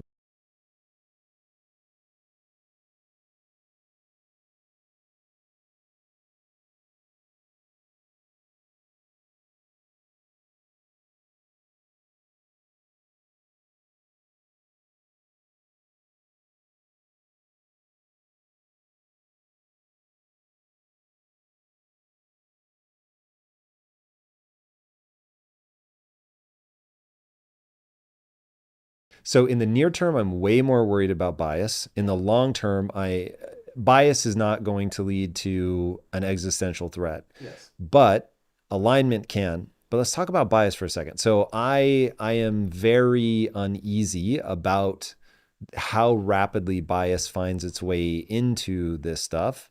And that becomes another. So if let's say that we all get our individual AI and it's you get yours young and it's your primary education tool and it's biased as the day is long, now you run into real issues because at a time of optimal malleability, you're programming a kid's mind with something that's super biased. I mean, like, what do you have the little AI of Xi, right? Which is a little tiny Xi Jinping that grows up and tells you how great Xi Jinping is. Lovely. That's bias, but that's inevitable. They already have it Mm. as an app that actually tracks your Seriously? eyes. Yeah. What? It's not an AI, but they have the little app of this is like little book where it actually tracks your eyes for attention.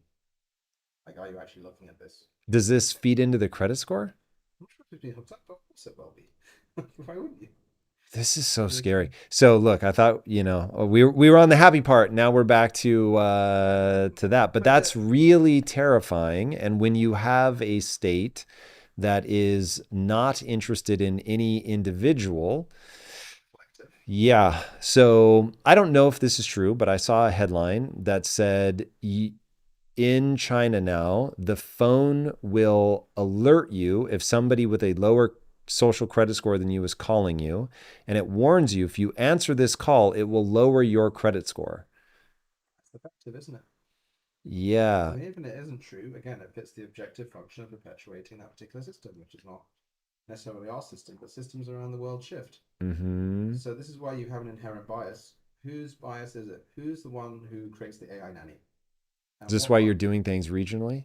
this is why I'm doing things regionally, but also allowing people to own their own models. So the objective function, yeah, like in Web3, there was the saying, "Not your keys, not your crypto." So my saying is, "Not your models, not your mind." Mm. Because I do think we'll outsource more and more of our cognitive capability to this. It will be our co-pilot for life. If someone else is making that model and deciding on things, what will Wow. happen? Like the UAE had this model Falcon. It was a big open source model, and they were like, wow, it was actually Lighton from France who behind it. Let's leave that to one side. You ask it about the UAE and human rights, it's like, this is a wonderful place full of fantastic things. You ask it about Qatar or Saudi, it's not so nice. Mm. Who's embedding these inherent biases in these models, right? Whose model are you using? And these can be very insidious, the biases, right? Pick up on them, but you hear it again and again and again because is your nanny a conservative Republican or is she a libertarian or things like that? You will be influenced by that if you grow up with them, or even if Massively. you're using it day to day.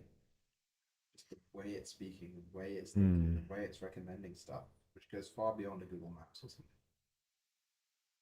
Crazy. All right. So that we don't get lost back down the dark rabbit hole, Dark what is rabbit the hole. coolest thing that you see AI doing? I know you're building a lot of different companies leveraging this technology to do amazing things. What are some of the coolest? So we're doing one company at the moment, which is just let's go. The mission is to create the building blocks to activate humanity's potential. So The building block what? our mission is to create the building blocks to activate humanity's Building potential. block stack. Okay. So every single modality, image, audio, video, 3D, language, sectoral variants and national variants. So you've got like this grid that you can pick and you're like, I'm an Hindi investment banker. I transfer my private data into a chat GPT type thing. That's just trained on my private data. Or I'm a Vietnamese illustrator. I want a Vietnamese cultural kind of image models.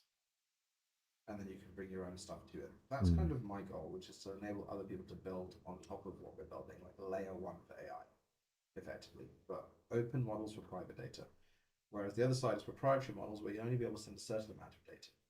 Like government's not going to run on black boxes. Education, healthcare, you will need their own neural net. So the coolest thing I've seen is just the promise of personalized education. There is nothing that's been proven to work in education except for probably the Bloom effect, 2 sigma improvement, which is one-on-one tuition.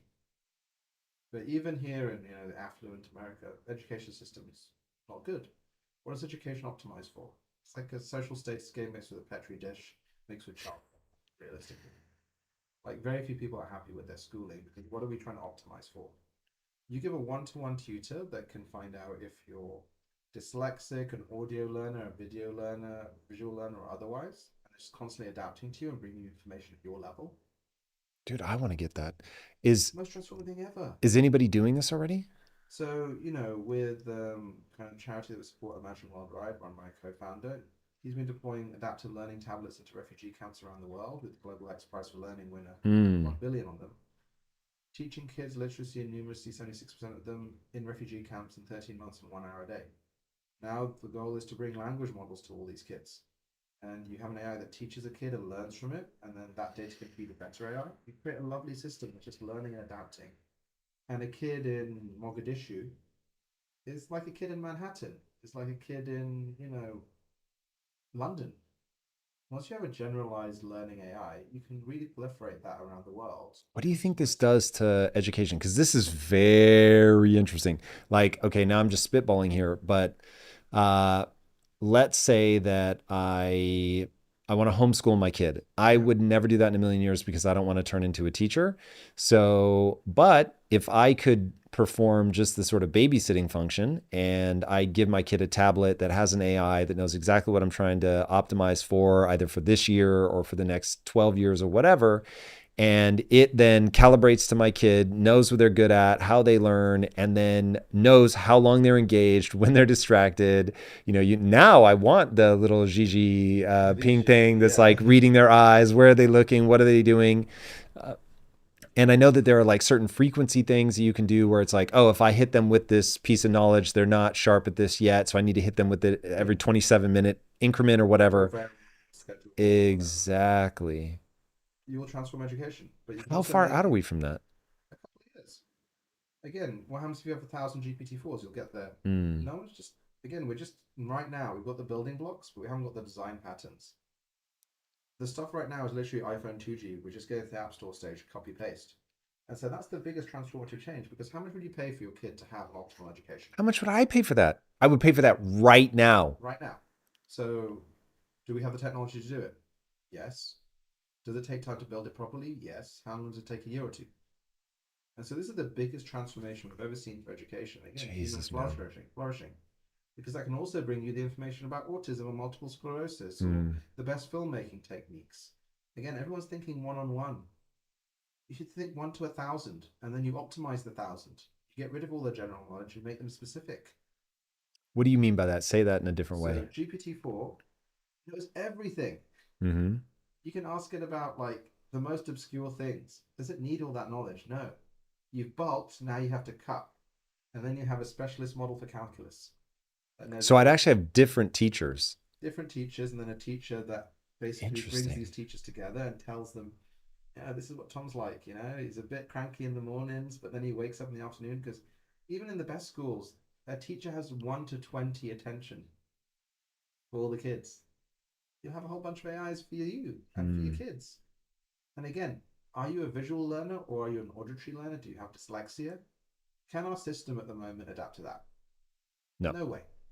Can the system that I described adapt to that? instantly. Do we have the technology for that? Yes. Is it going to happen? Yes. This is the thing. It's a call and answer show now. I love this. But then, if you're homeschooling your kid, do you want the kid to be by himself? What if you had 10 kids together Mm-hmm. and their AIs were encouraging them to interact with each other in a positive way and build stuff together and share knowledge? Older kids teaching younger kids, leveraging the technology, adapting the Mm. technology, understanding the technology. That's super powerful. It's not necessarily everyone in their own worlds, right? Because we can use this AI to bring people together in an efficient manner. We can, because there's nothing like human connection, right? That's always a concern about homeschooling, things like that. That's why Mm. school has a pro-social component. But then the nature of a teacher changes. The nature of a doctor changes. That's why I think education and healthcare are the biggest disruptions because you have something brand new, especially when the AI is more empathetic than a normal doctor. Mm. That doesn't tell me the AI is super empathetic. It tells me doctors should probably be more empathetic. Most of the doctors I know kind of hate their patients Interesting. because how many teachers are happy? How many doctors are happy? Right. Oh, I get why teachers would hate their patients, Patients. but Yeah. ooh, that is very interesting, man. So, okay, there's two things that I want to talk about here. One, as we get embodied, I want to know what that does. So, actual robots, for people that think that's off in the distance, you are not watching enough YouTube videos. Because between Boston Dynamics and Elon Musk's, what's it called? Primus? Yeah.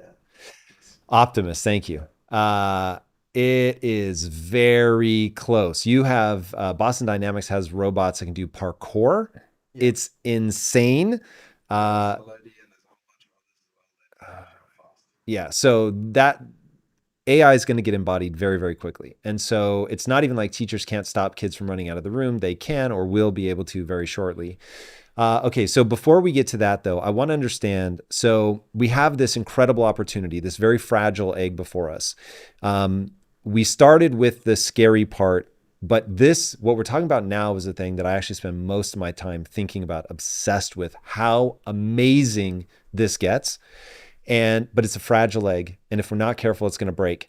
How do we, as you think about, you signed the document, you're one of the traitors, Emad, that signed that slow down document that I was really shocked to see a lot of very smart people sign. I I teasingly, of course, say that you're a traitor because, like, I want to get this cool stuff as fast as I can, but we need to do it well. And so, what I want to know is, in an ideal world, in your ideal world, where we actually pause for a second, you said you want to broaden the conversation, but what do you ask people to think about? So people think about. So I'm the only one apart from Elon. Elon and I kind of signed both letters. So there was a minimum viable letter, which is we should treat this as big an issue as climate or pandemic, and then there was a more involved letter. And so the more involved letter came first, and then led to the second letter that was like something everyone could agree on. Hmm. Um, I think the thing we should look at is again the example I give to everyone who's listening to this. How would your life, your society, your community, your business change if you had infinite graduates? Can we say infinite smart people? There's something about Infinite smart, graduates okay, that infinite trips smart me out. people. Yeah. again, infinite smart people, Hmm. infinite talented young people, shall we Yep. say. And they can draw, they can Why code, do they they have to can be read. young? Because they're not wise They're yet? not wise yet. Got it? Okay. So when you talk about hallucinations, think about it in terms of post hoc rationalization. Mm. You know, when you have a very smart young person, they just make something up Or saying, old well, person. Dude, or old person, people are so blind to their own but they motivations. don't have experience. Got it. They're just fresh out. They're a bit rough around the edges. Again, Whip it smart, but whip it not smart. wise. Yeah.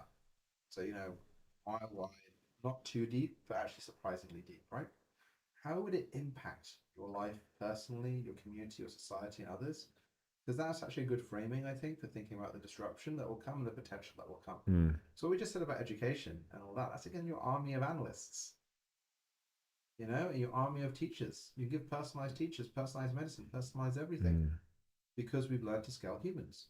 And the scaling of humans is first the scaling of human expertise being available for everyone. And the other part is bringing people together. Yep. And so the pause is partially to that, but partially because we need to widen the conversation, because I don't know how we get rid of many of these bad externalities, and neither does anybody else. But most people, even now, aren't asking the right questions. Something we discussed earlier. We have to figure out what questions we need to answer and how we're going to answer them, and create systems that can adapt to whatever craziness. Because I would not be surprised to see riots at the same time as I would not be surprised to see everyone super happy. There is such a divergence of things that the only thing that I'm sure about is that everything's going to change. Mm. And the only thing I'm sure about is that this is the biggest change that we've ever seen faster than anything, and maybe humanity has ever seen at this pace that it's going to happen. Because it's the core of what makes a human, telling stories, information flow. And that's changed forever. So that's why I was like, let's pay attention to this now. Let's broaden the discussion. Let's ask hard questions. Let's try and answer hard questions because we don't have answers. And this is the only time you can do it because, like I said, right now, everyone's getting ready for the next generation supercomputers. They hit at the end of the year the next year. And then you go from two, three companies that can build these models to 20, 30. And you go to 200, 300. And so if you don't have some principles in place, then these models will affect every part of your life without you being part of that discussion. I don't think that's right. All right, we got to tune up your questions a bit here, Emad. That was loose. What is the hardest question that we need to ask?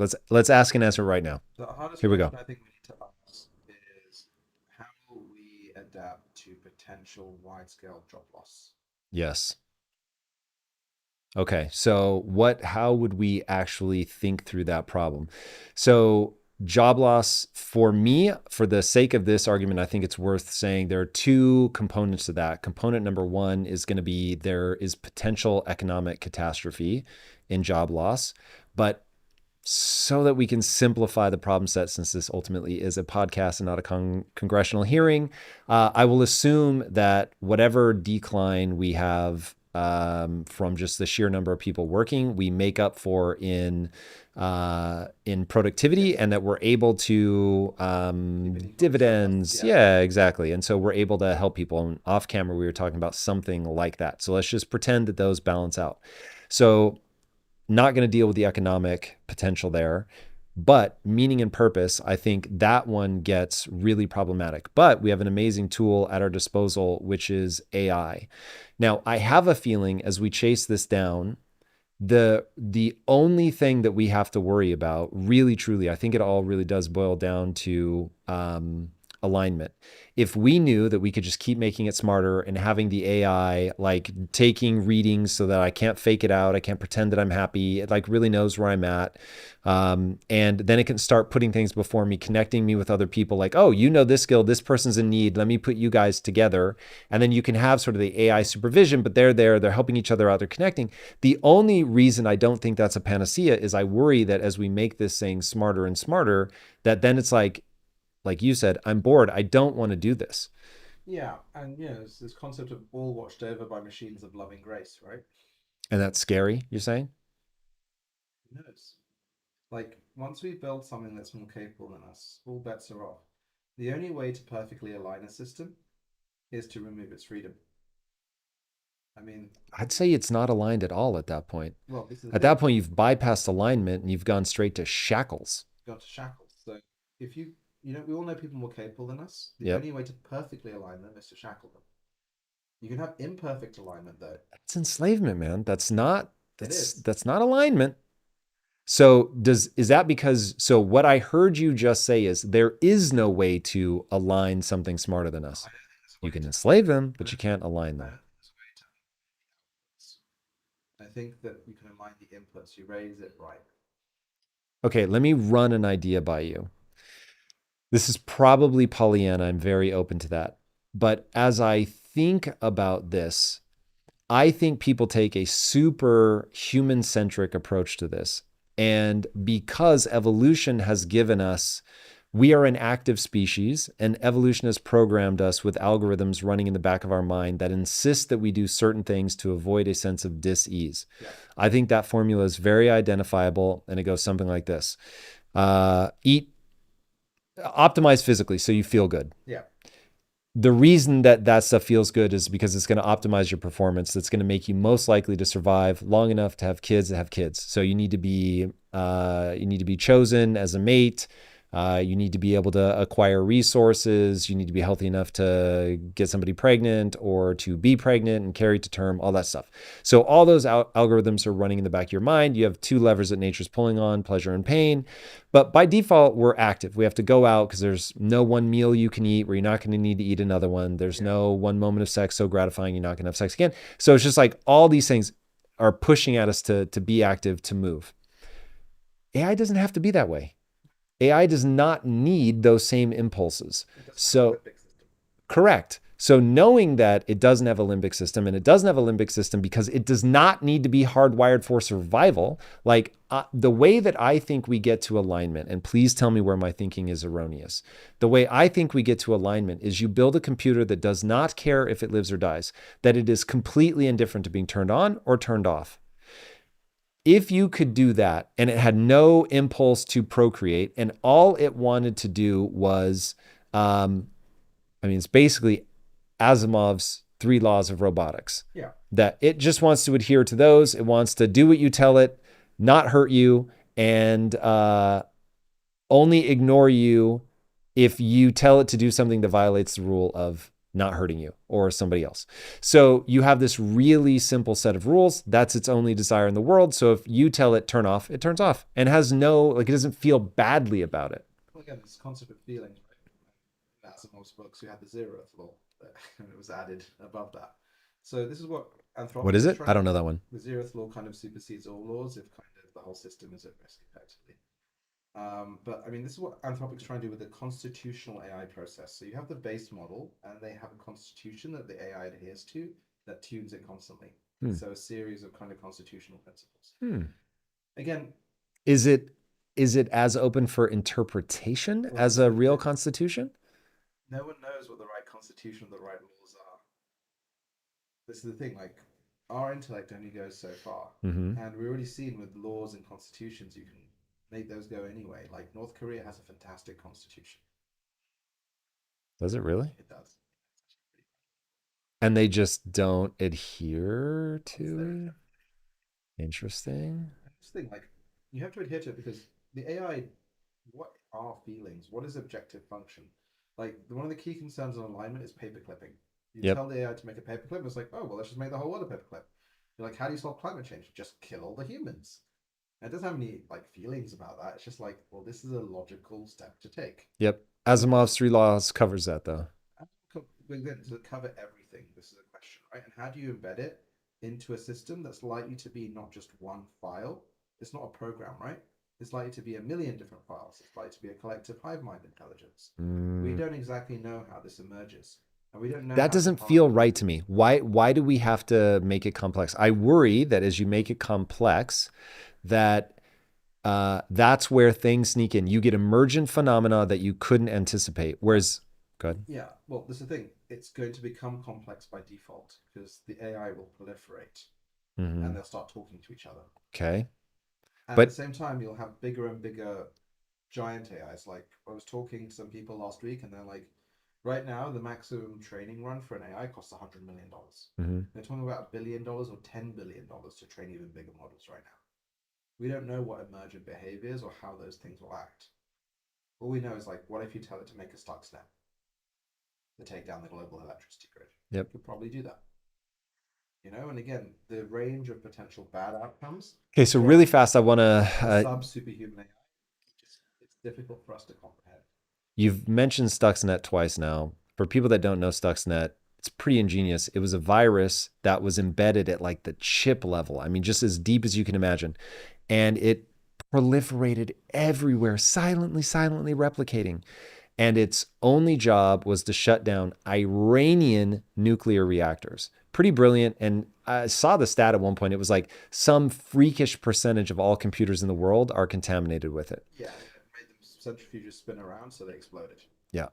So terrifying in that if you're the one that thing is aimed at, not ideal to think how ubiquitous it is. But okay, so you could get an AI to do something like that. But what I'm operating under the assumption I'm so naive I just can't see it. So perfectly happy. But help me see where I am naive because I don't understand why you can't just don't give a computer, don't give AI these strong impulses for progress. Don't give them an impulse for replication. Yeah, I mean, look, this is the thing. Like Elon Musk has just launched XAI, Mm-hmm. as we kind of X.AI as we kind of speak this, and his thing is to create an AI that searches for truth. So he wants to give it an impulse, which is to search for the meaning of the universe and truth and other things like that. But then someone else might not give it an impulse, and you might have someone downloading the weights of GPT-4 or 5 So this is a tragedy of the commons thing. on a USB stick, and then they're like, I want to take down America. And they'll be like, let's take 1,000 GPT-4s and tell it build Stuxnets to take down America. It's not intelligent yet, it's still dangerous. We don't know when this thing will become actually intelligent or self-aware, or if it may never become. But we can see the probability of outcomes here. It could be absolutely fine, it could be very bad. There are no standards. So what you suggested, it could work.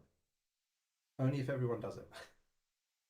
We're never going to get everyone to do anything. That's why one of the main things of proposals in alignment is let's build an AI first and tell that AI to stop any other AI from achieving sentience. It's what's known as a pivotal action. And that's the best of a lot of bad things. My thing is let's build national data sets, let's represent the diversity of humanity, let's give the AI the right food so it's raised in the right way, and it's more likely to be aligned as a result of that than training on the whole internet and crap. Is it a panacea? Is it perfect? No. Do you know the story of Buddha? So, whether this is historically accurate or not, probably irrelevant. Buddha, Siddhartha Gautama, if I remember correctly, prince, dad keeps him in the castle or the palace, whatever, forever, never lets him see outside of it. So he has no idea that there's people suffering. Life inside is just amazing. Then, of course, one day he gets out and he encounters suffering and it ends up changing the entire course of his life. Punchline being, you can try to hide suffering and things like that from people for only so long. They are eventually going to find it and they are going to react. And so if we try to hide the internet from the AI or train it out of them, they will eventually find the internet. So I don't understand. Like the internet is just all humans acting in all the crazy weird ways that we act. But then the reward function of the internet is not necessarily the reward function that we would like to teach our kids or try to teach a general purpose AI. They can Yes. interact with that, but they can learn how to adapt to it. Just like if you raise your kids well and you show them the internet, they should be able to deal with it. So wouldn't we be, rather than hiding the internet, wouldn't we be better? See, I'll finish the sentence. Wouldn't we be better giving the AI values? The problem is this is all anthropomorphic. We are assuming that they are human-like. You can give AI values. This is the reinforcement learning function. Are you giving it values or are you giving it reward function? You can say there's not much of a difference there. Hmm. I said you can embed things in the AI so it acts in certain ways. You can expose it to the internet, but again, we have something called curriculum learning in AI, whereby literally we teach it one thing and then we increment it with something else and something else and something else and something else. How are we teaching these things? What are we teaching in what order? Do we start with all of the internet and then distill it down? That's how we're doing right now. Or do we teach it a whole bunch of high quality stuff and then implement it from there? We already have evidence. There's the Tiny Stories paper and the Phi paper from Microsoft. You can have a far more efficient AI if you only teach it high quality things. So you don't have to tell it, ignore that, ignore that. Don't answer like that. Don't say that. Yeah, exactly. You just teach it a good base, and then it goes from there. And it scores higher on human evaluation and other metrics. We Hmm. don't know what the right data set is. It's just right now, we said let's scale. More data, more compute. Now Yep. we're like, what's the right data? What's the right compute? Like our image model, we have over 120 different clusters of images. Only like 9 are used, like 95% of the time. All the rest of the data is just bunkum. What does that look like for a language model? Like, you need to train it on all of those auto-generated transcripts of like Spider-Man pulling out someone's tooth on YouTube, all these weird videos. It's a whole subculture of generated videos where you have like Spider-Man and SpongeBob SquarePants and Mickey Mouse like having a fight and stuff like that. I got to find these corners. You don't. This It's a is deep unknown to dark me. area of YouTube. Very interesting. Okay, so this still feels like ultimately what we're worried about here is the computer becoming sentient. In fact, Sentient. I think there's a degree of dangers even before you get sentient. but Like only as a tool, pushing on. right? Where a human is leveraging it to do bad things. Yes, like a group of humans come together, there's suddenly a race condition where it just goes. It's not trying to do something bad. The humans don't want to do something bad, but it happens. Just like the example I always give is YouTube optimized for engagement, which then optimized for extreme content, which is optimized for ISIS. Nobody at YouTube wanted ISIS Hmm. to do well. All of a sudden it did, because that's what the algorithm was optimized for. And so once you start getting agentic AI that you let loose on the internet and they can make decisions according to its reward function, you could get some weird stuff happening. What's agentic? Agentic AI is AI that can go and pay a bill. They can go on the internet, can search for stuff, it comes back like little agents. Okay, so And constantly learns. This is the other thing about robotics, actually, I've skipped over. So yeah, robots are getting massively capable. They're heading towards human levels, just like self-driving cars. Actually, they're pretty much here. You can get a Waymo and a cruise and just go around San Francisco, right, without any human drivers.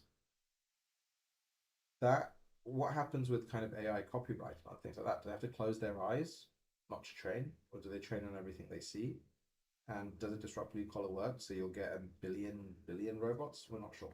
But that'll be slower than what we have right now, which is information robots, the GPT-4s and others of the world. Those spread much faster. You don't actually have to build a freaking robot. hmm. Okay, so before we depart from the alignment problem, is the only convincing solution you've seen put forth create an AGI that stops all other AGIs from being created? Ah, Because well, that's hopeful. it's a race. I think the only thing that Why is the default there? You think that it'll kill us? because it's being programmed to do a restrictive action. Hmm. So if you want to really stop it from creating other AGI, you have to get rid of the humans that could create it as well. Like again, this is a very negative reaction thing. I think again, Elon's idea isn't bad, programming curiosity, although it could lead to like Superman, where you have what's his name, the guy who puts Candor in a jar, Brainiac.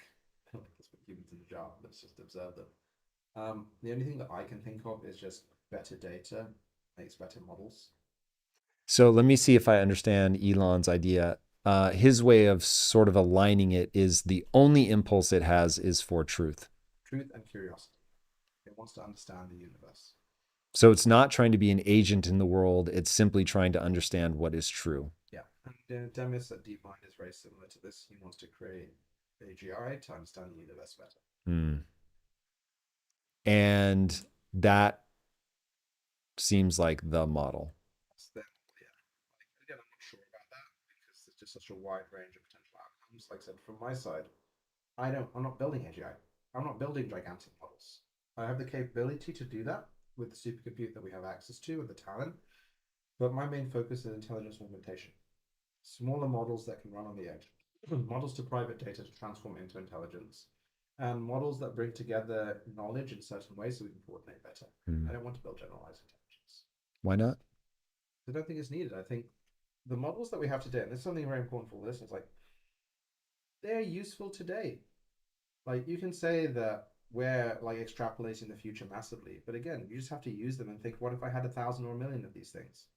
They're so useful and they can transform the world right now. So I'd rather focus on making this available to as many people as possible so people aren't left behind. You have super AI enhanced people and super people behind. Like, I appreciate a lot of the work that OpenAI do because they don't actually do open source AI anymore, but that's fine. They don't have to. But they banned all Ukrainians and Ukrainian content from DALI 2, their image generation software, for 8 months for political reasons. They're entitled to do that. I think it's wrong. And what if there wasn't an alternative like Stable Diffusion? You'd have an entire nation erased from a model, an entire nation unable to create instantly. Hmm. I don't think that's quite right. Why did they? I don't understand. They said it was due to political reasons because they didn't want any political content being created. The upshot is an entire nation was erased from the model and an entire nation couldn't get access to the model. Huh. Interesting. I haven't looked at that. My instinct is that feels pretty flimsy since every country is going to put out political I think it's content. probably some list, some like bureaucrats said or the lawyers said something like let's just exclude it just in case Hmm. something happens. Like They've since reinstated it, I assume. yeah, it was like 8 months that it was out. And like you have these examples whereby like similar to Saudi Arabia, a lot of people on this call, not on this podcast probably don't like them, but they're a country like any other. You can't use ChatGPT in Saudi Arabia because they're on some Interesting. list somewhere. But you can get Right. around it with a VPN. But again, like when you have a choke point on the internet and the only way to access it is through a few players, they can decide who gets it, who doesn't get it, what the biases are, and other things. And Hmm. it might not turn out well.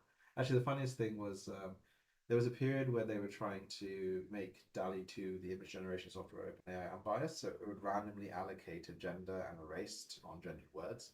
So you type in sumo wrestler and you'd get Indian female sumo wrestler.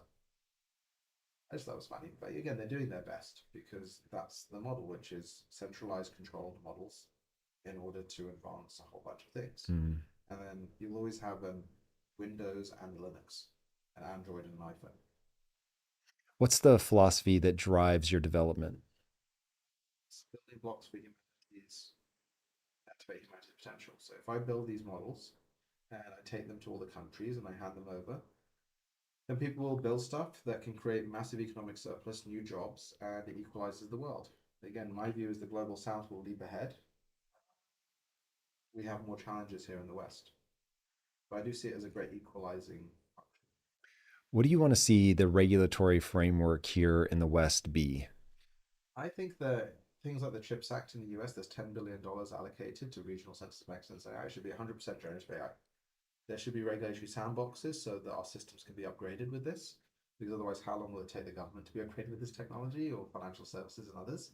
And I think that there should be regulation around the manipulative use of this AI for advertising in particular, because we're not going to understand what's happening. Similarly, we need to have some sort of provenance factors. So we're part of kind of various certification things. We're exploring blockchain and other things. The media wave that's going to come is going to be insane, and we don't know what's true and what's not. Hmm. What do you think about the pushback from artists? In certainly in the art community, there was a really big no AI movement. Do you get it? Do you think that they're shooting themselves in the foot? How do you?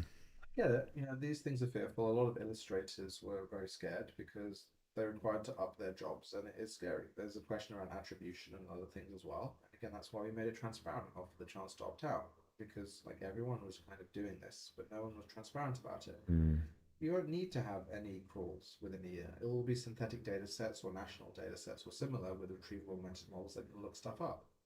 But it is what it is now, and again, you've got to put the word out there. The actions they're taking with the various lawsuits and policy pushes would basically entrench all power with the existing IP holders.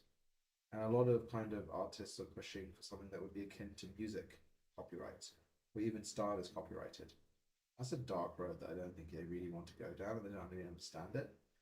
But again, I understand the fear because this is completely unknown. Just like now, from some of my previous comments, got a lot of program hate because what is a programmer? The mm, nature of what an illustrator is will change. All the artists I know love this technology because it's just another medium for them. The nature of what a programmer is going to change. All the architects and 10 times people I know really love this technology. And this is what we've seen with like MIT studies and other things. They had a study where I think they showed that the third to the seventh percentile got like 20, 30, 40% better, and the top 5% got multitudes better. Because again, how many people know how to deal with very talented youngsters? Very few. those that can harness it get even better. Mm. So when you look at what NVIDIA is doing, what do you think that that implies for the next generation of AI? We figured out how to scale these chips. So the previous limit was as you put more of these supercomputers together, you had a tailing off as you scaled. So there's only so much that you can scale the compute. NVIDIA, Google, and Intel have basically cracked that now in terms of how to just stack more supercomputer chips to scale to even bigger models or models that are trained for longer. So it's either bigger or trained for longer. Trained for longer seems to be better now. And that just means that the capabilities will increase year by year. And they're already pretty darn good. The key bottleneck will probably just be actually chips to run these models, not chips to train these models, the inference side. Because right now you have a small amount of consumer interest. Next year it becomes insane. You have a small amount of enterprise interest. Next year it becomes insane. There's not enough GPUs or chips in the world to meet up with that demand. Mm. Okay, when I think about what's going on with, I don't know if it's just NVIDIA, it's probably the wrong thing to attribute it to, but when I think about how we're getting so good at creating things that are photorealistic. You were talking earlier about as the election is coming up, you're going to get all this kind of deep fakery. You've talked about the Web3, promise of Web3 and sort of where it's ended up. What do you think the role is for deepfakes?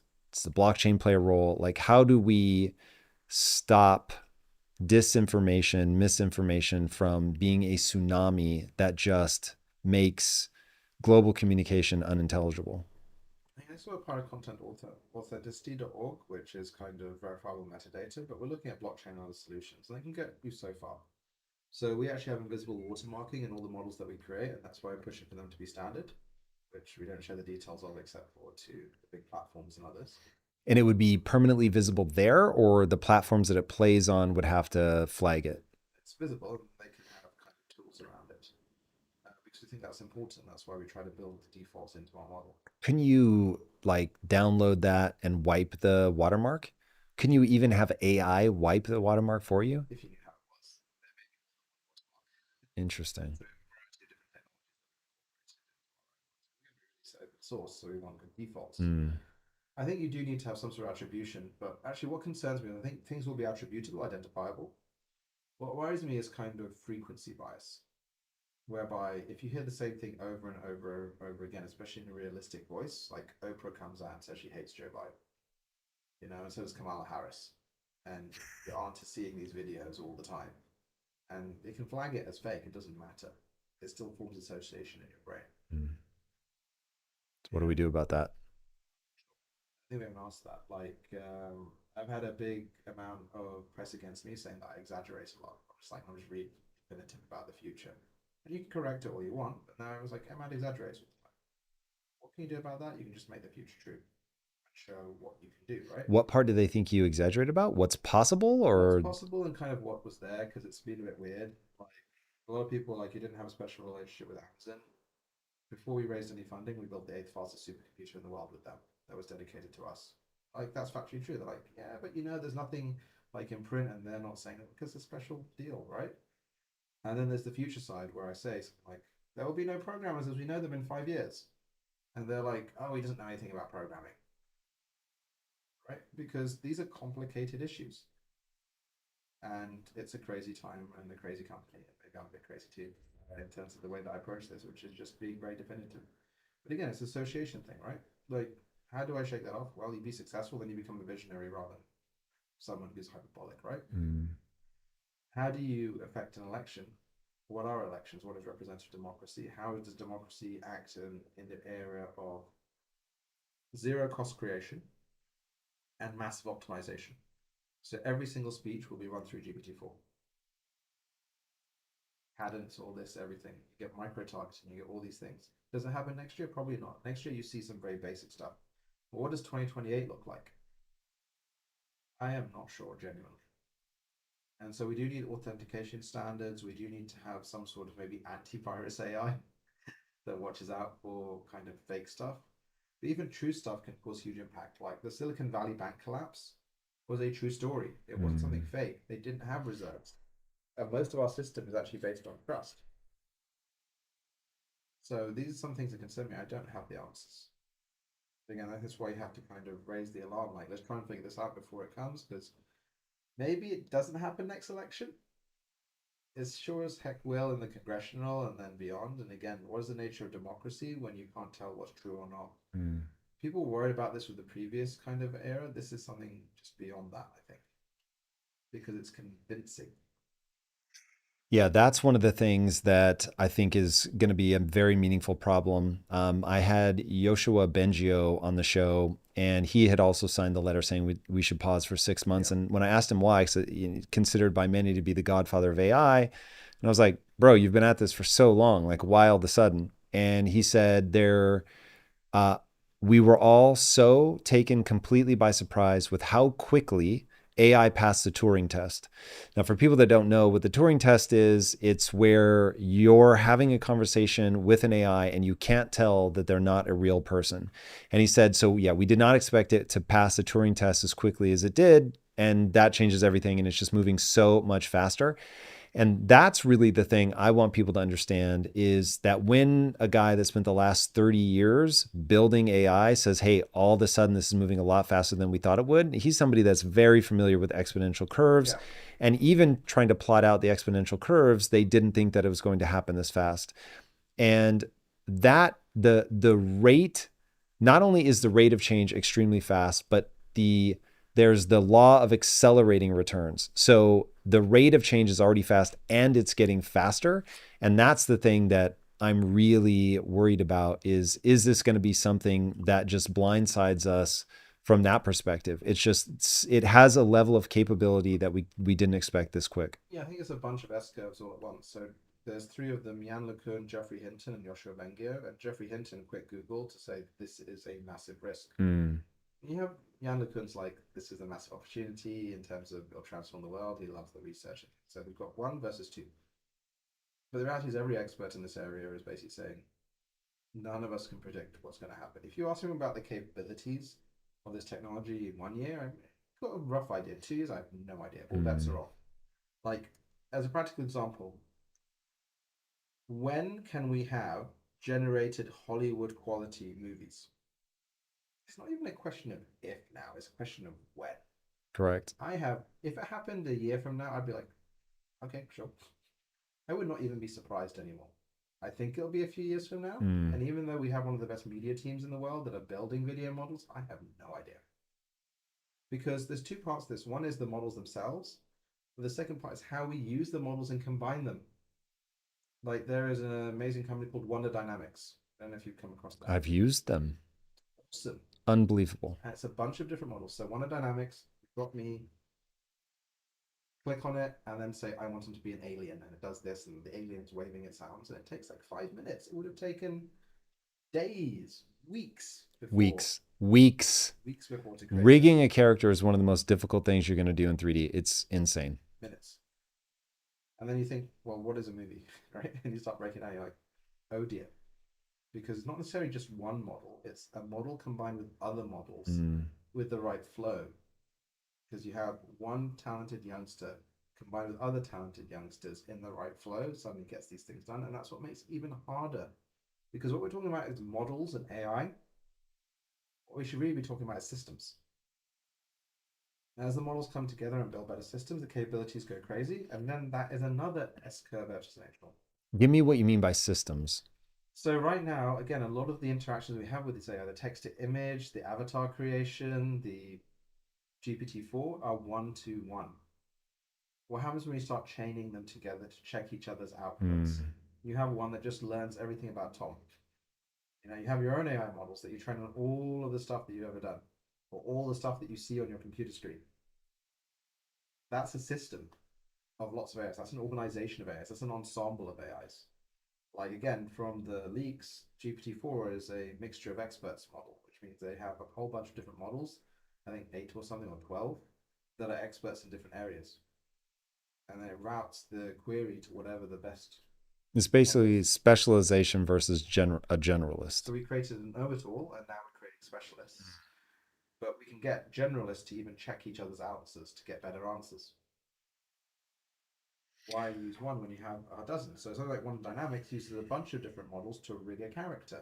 and figure out all of the movements of the character, Mm. and then another model to do a layer over, another models to do the skinning and other things like that, because they built great software. Yeah, this is really crazy how fast this stuff moves. Okay, so I want to talk about Web3. Web3 to me, when I think about what drew me to it in the beginning, it was entirely the technology. And when I look at the blockchain, so I obviously come at everything from the lens of entertainment. So I'm thinking about digital worlds, games, all that. And the problem is, once it's digital, then it's all sort of meaningless. And so you end up having to trap people inside of an ecosystem in order for things to retain their value because you can lock things in and make sure that things only react the way that you want, but you have to confine them.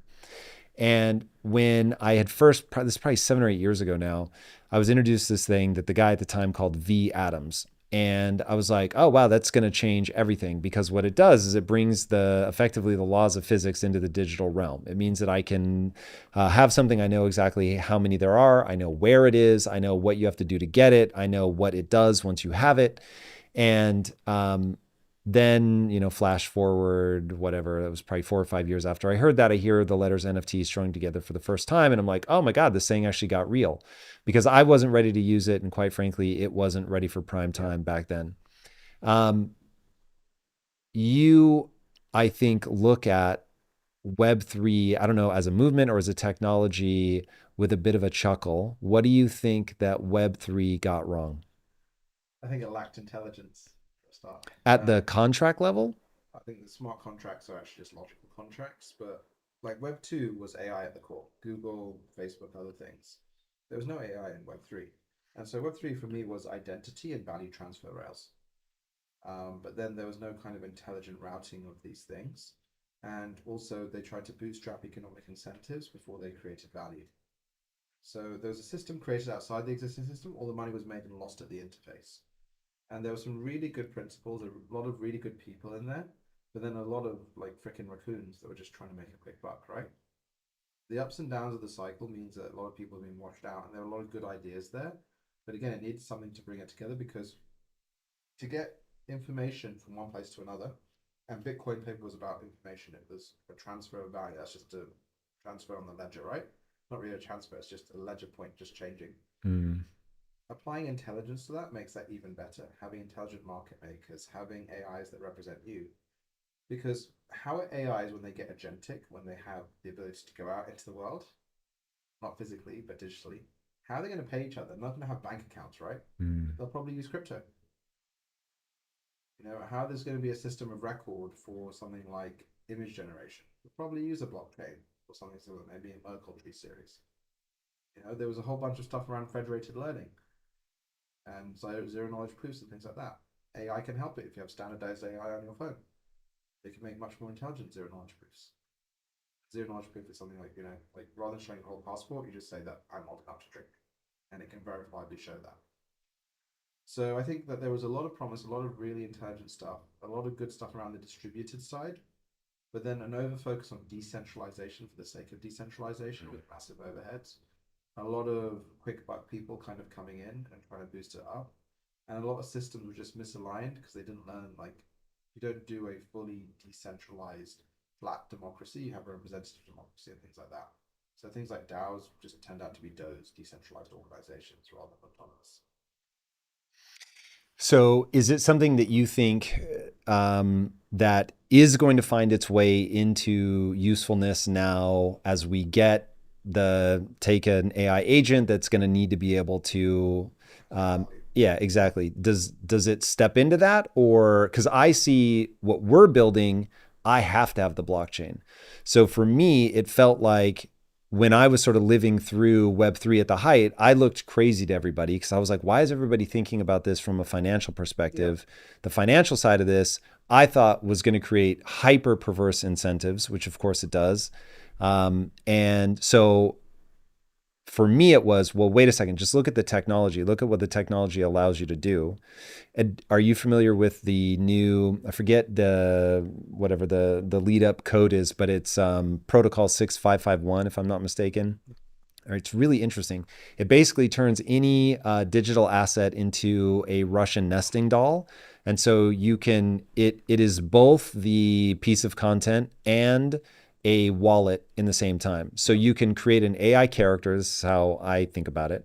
So what we want to build inside of our game is imagine an AI character. We do, in fact, have a character, and she's a merchant. So now imagine this merchant can actually go negotiate with the players in the game that may want to sell something inside of the game. And if she has actual currency, ETH, Bitcoin, whatever, she can go and negotiate with real money and have these real interactions with people. And then if she has a limited amount, she becomes an economy unto herself. And so she's buying and selling and trading until she runs out of goods, runs out of money, whatever.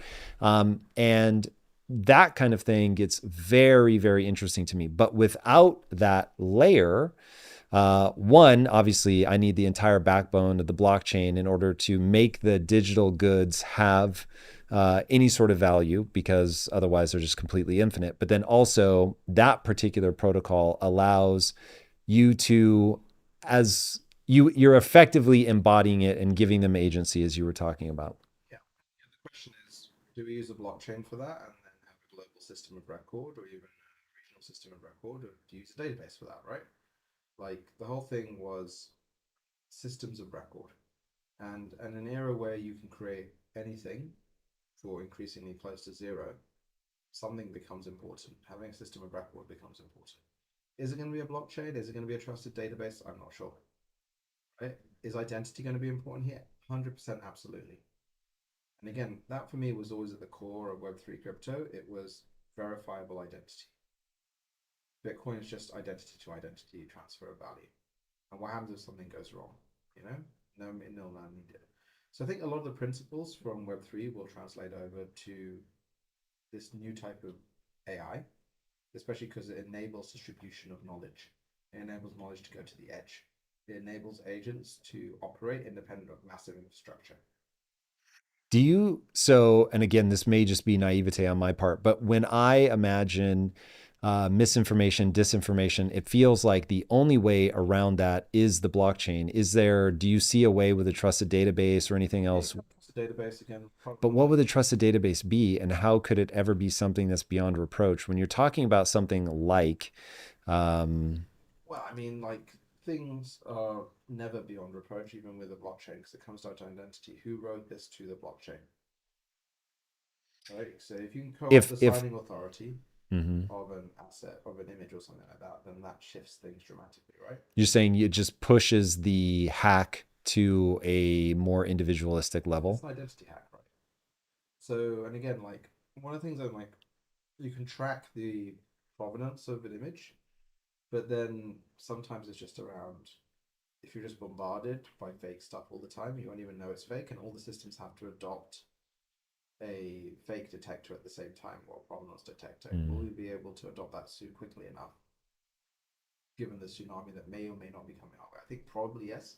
It may be no. I mean, again, people were worried about deepfakes back when Deepfakes Lab kind of kicked off, but I'm thinking probably yes. Yeah, that one seems inevitable to me. It You're always going to remain vulnerable at some point, but at least like take political messages. You were talking earlier that, your auntie is going to be bombarded with all these messages. Okay, there may not be anything that I can do. Actually, no.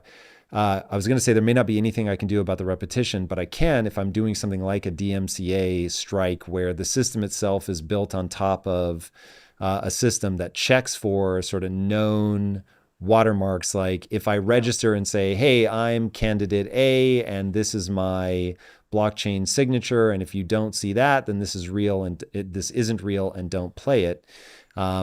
It definitely starts to get into an area of how much do we want to be clamping down. But exactly. Absolute trust. And so it's just a lot of infrastructure that has to be implemented really quickly, a mm, lot of standards that have to be implemented really quickly, or we have to build some sort of idea antivirus, which then again, how would an either the idea antivirus work? anytime that anything comes that the machine thinks itself on the edge is wrong or doesn't reflect your values, it identifies it. And that's a whole can of Ooh, worms by itself because ooh, something like that's what's terrifying. Would we ever want to? I mean, that's like echo chamber on steroids. it is. Whoa. Yeah, there's layers to this, like an onion. It might get stinky if it's left out in the sun. Because again, what's Siri going to have as her personality? But are you going to have a red version of Siri and a blue version of Siri? And oh dear, this gets really complicated really quickly. Eh? Hmm. What do you Before think we hit about the that? full AI. Jesus Christ. Okay, so I keep wanting to go to the positive, but you keep bringing things up that spark concern. So Ray Dalio, largest Yes. hedge fund manager in the world, is a former hedge fund guy. I imagine you know exactly who that is. Mhm. At last check, and this was several months ago, but at last check, he said that he believed that the US had a 40% chance of civil war. Do you think that AI increases or decreases in the short term the likelihood of that level of division? In terms of physical altercations, Yeah. I don't think there'll be physical altercations. Really? Tell me why not? Well, I think the government will exert more and more control over these things, and they'll actually figure out how to do counter narratives in the next 4 or 5 years. Now, that can also mean controlling narrative. That's not a positive thing. Hmm. But then you look at the asymmetry of kind of warfare, it takes quite a lot to actually push someone towards civil war unless you have massive economic disruption. They need about 12% of the population to shift. Weren't we just talking about massive economic disruption? Yeah, it doesn't happen. Interesting. Okay, so And most people, again, maybe if you have massive economic disruption, but then the youths, you just give them all girlfriends, AI girlfriends, maybe it'll be fine. have you heard that But whole? So this is a big thing in the red pill community. I don't know how familiar you are with all that, but they talk about, oh God, what do they call them? Not numbing, but that's the idea. They use a different word for it, which I'm totally blanking on right now. But basically, that you numb people out. You give them the digital girlfriend, you give them pornography, you give them video games, you give them yeah, masturbation, and they just. okay, I can see that. I mean, again, like these are insane shifts in society and dopaminergic urges in the brain. People are attacking the limbic system all the time now, right? Mm, That's a lot. And so, like I said, with me, why I set up stability is so that everyone can own their own models and have models that have objective functions for them, and it's available in all the media types, all the other types, to transform the private data of the world, and it's available across the world. Put good design patterns in place. Hope people follow them. Don't try and push the envelope on AGI and some of these other things, but it's coming. And again, the bad guys have the technology because they just downloaded it on a USB stick. And so the only thing I could think was innovation, spread, diversity, bring that to the fore. mm, But realistically, I tend to alternate between like massive, ridiculous hope and oh god, what's on earth is going to happen? And all I can do is try and do my bit in hopefully it's going to have a better outcome. Because there's really, this is the other thing. The total number of people that are actually thinking about the type of stuff we're talking about is a handful, maybe a few hundred. The total number of people that are doing something about it is literally a handful. mm. Because most of the people involved in this sector, they just want to build better AI. They want to build AI that can do everything, and they think that that will solve all the problems. Like literally, part of the manifesto is that, well, how do you make money? The AI will tell us how to make money. How do you solve the problems? The AI can solve alignment. Does that strike you as patently ridiculous? Yes, but again, like I look at these things, like literally on OpenAI's thing, Road to AGI, it says this could kill us all. We're going to build it anyway. But they ask about that, and again, I think it's full of wonderful people, but we're in really weird times. Mm. And again, like, how many people listen to this? The reality is the technology is right there. Even if we stop today, say for instance, the technology doesn't move beyond where we go today, the world has changed. Okay, let me. One, I think, very reasonable way to view this situation is that um, AI is going to be a bigger paradigm shift than nuclear energy. And there are people out there making these gigantic nuclear weapons. And you're also in this game. And what you're trying to do is make sure that everybody has a nuclear weapon so that nobody's left behind. I think that, again, my thing isn't AGI, it's intelligence augmentation. I'm making sure everyone has a heater at the very least. Because well, so, okay, so are you putting guardrails on what you guys are doing to Yes. stop it from becoming AGI? we don't build big enough models for AGI On purpose. on purpose. So I held back release of my image models. Like we could train much bigger language models, but we choose not to. So we're a fast follower on language models. We try not to push the boundaries, and we're Mm. focusing on the edge, not general purpose models, but models that can transform your private data. So a different focus. Image models as well. We could have much better image models if we just went big. We're focusing on what can work on a smartphone, so we can give it to all the kids in Africa and Asia and other things like that. Where we can transform your private data at a very low cost of inference. So the objective function is augmentation versus generalization, and that's different to most of the other people that are pushing the boundaries here. But I think the new thing is it's good as bad. I really want to see that movie Oppenheimer. I think it just came out. Uh, Barbie and then Oppenheimer, or Oppenheimer and then Barbie. I have to decide that. The Tough call. tough ball. But, like what if we put nukes on the bottom of the rockets? We'll probably be at Mars by now. General purpose technology, I think, is quite something.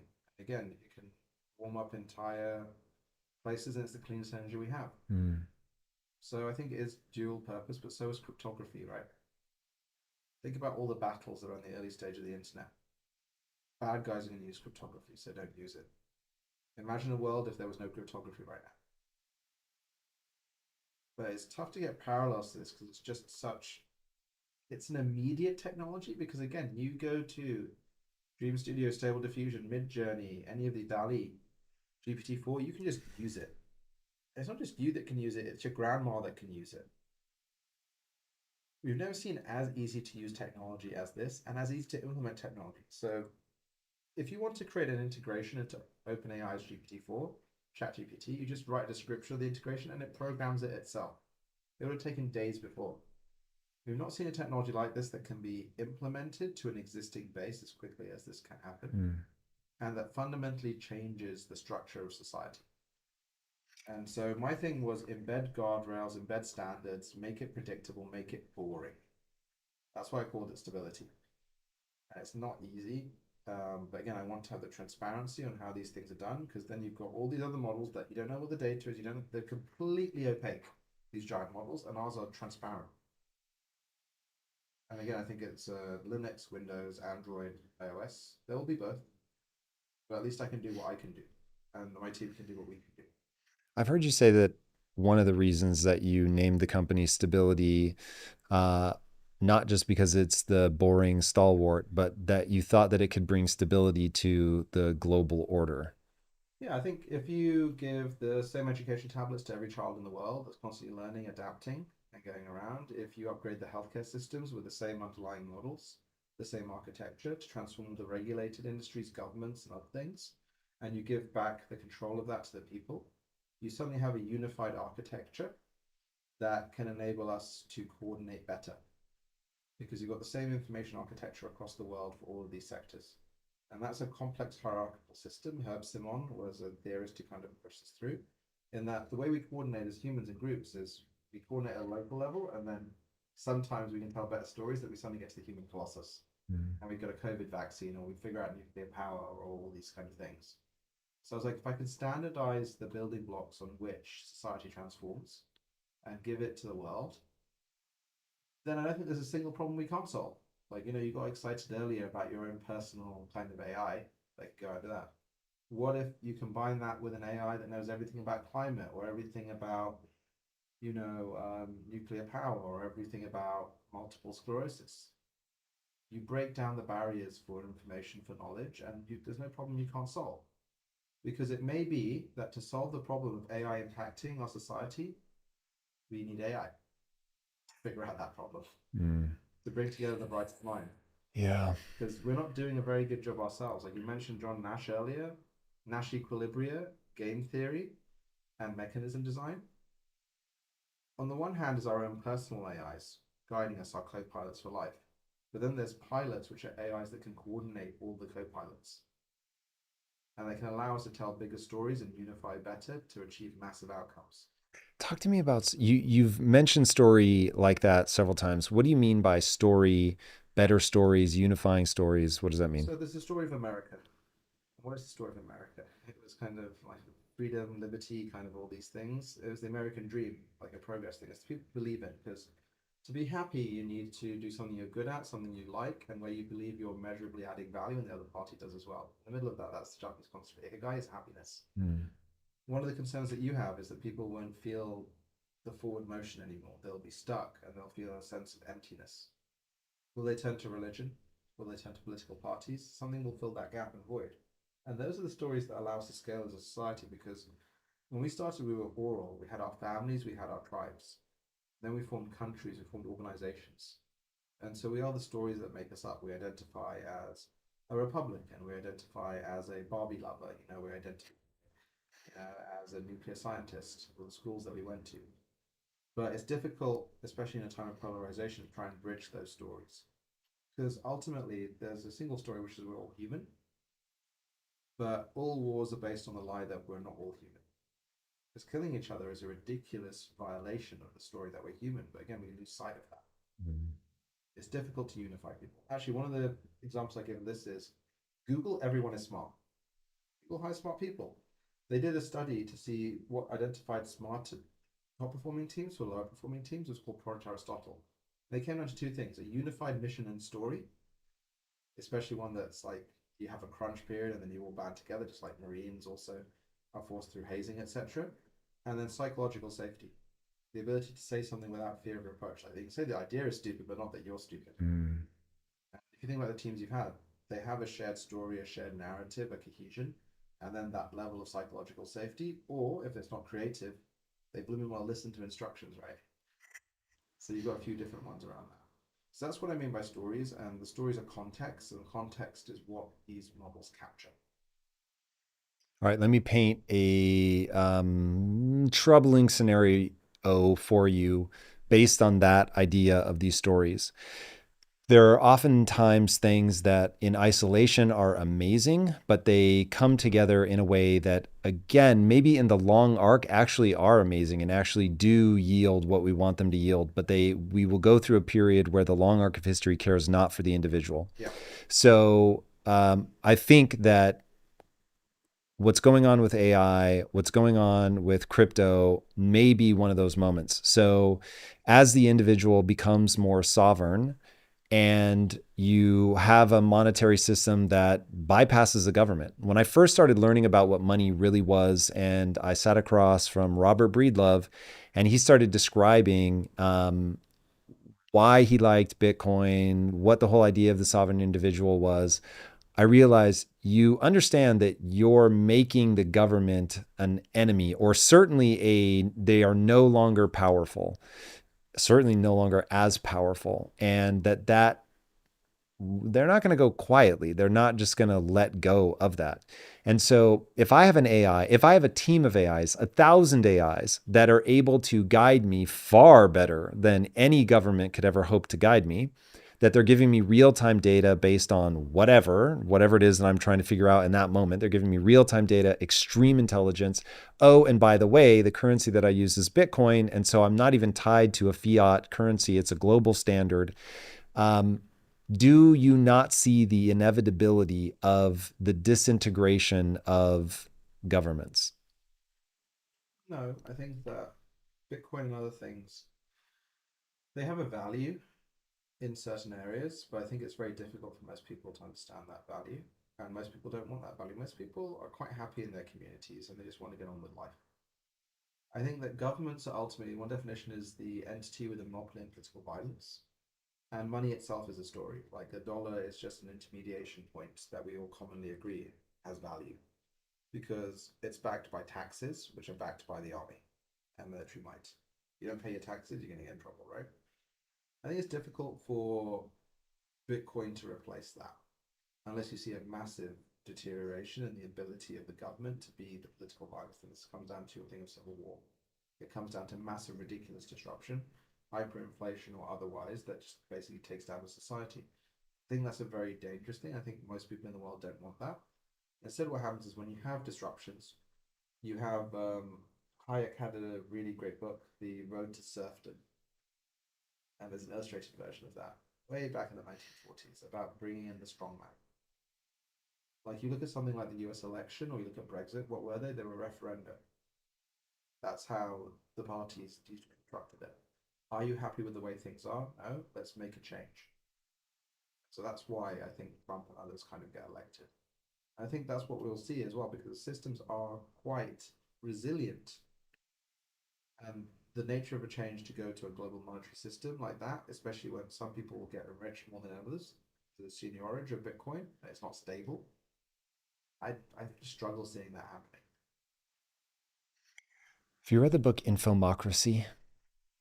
All right, so this is all tied to the thing that I think I worry most about is hyperfragmentation. I was talking about it earlier. So in the book Infomocracy, to your point about people are happy in their communities, and Balaji has an idea around this that he calls the network state, that basically we're going to reach a point where when money is no longer controlled by the government, when your money cannot be inflated away, when it's true sound money, uh, what you'll see is people will begin to aggregate. Now, Balaji thinks that it is not going to be tied to geography. I have a bit of a harder time with that. I think that there is still going to be a geography component. That's where Infomocracy comes in. And that book, basically, they're in a hyper-connected digital world where, and I can't remember if they deal with digital currency or not. Let's say that they do. That basically things will fragment down into the neighborhood. And so neighborhoods become like states or Yeah. countries where they have their own rules and laws.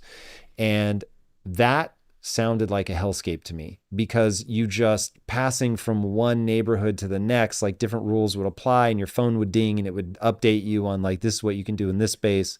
You think that's a It's non-starter. complicated. People are complicated. They just want to get on with life. They want to see what's next on TV.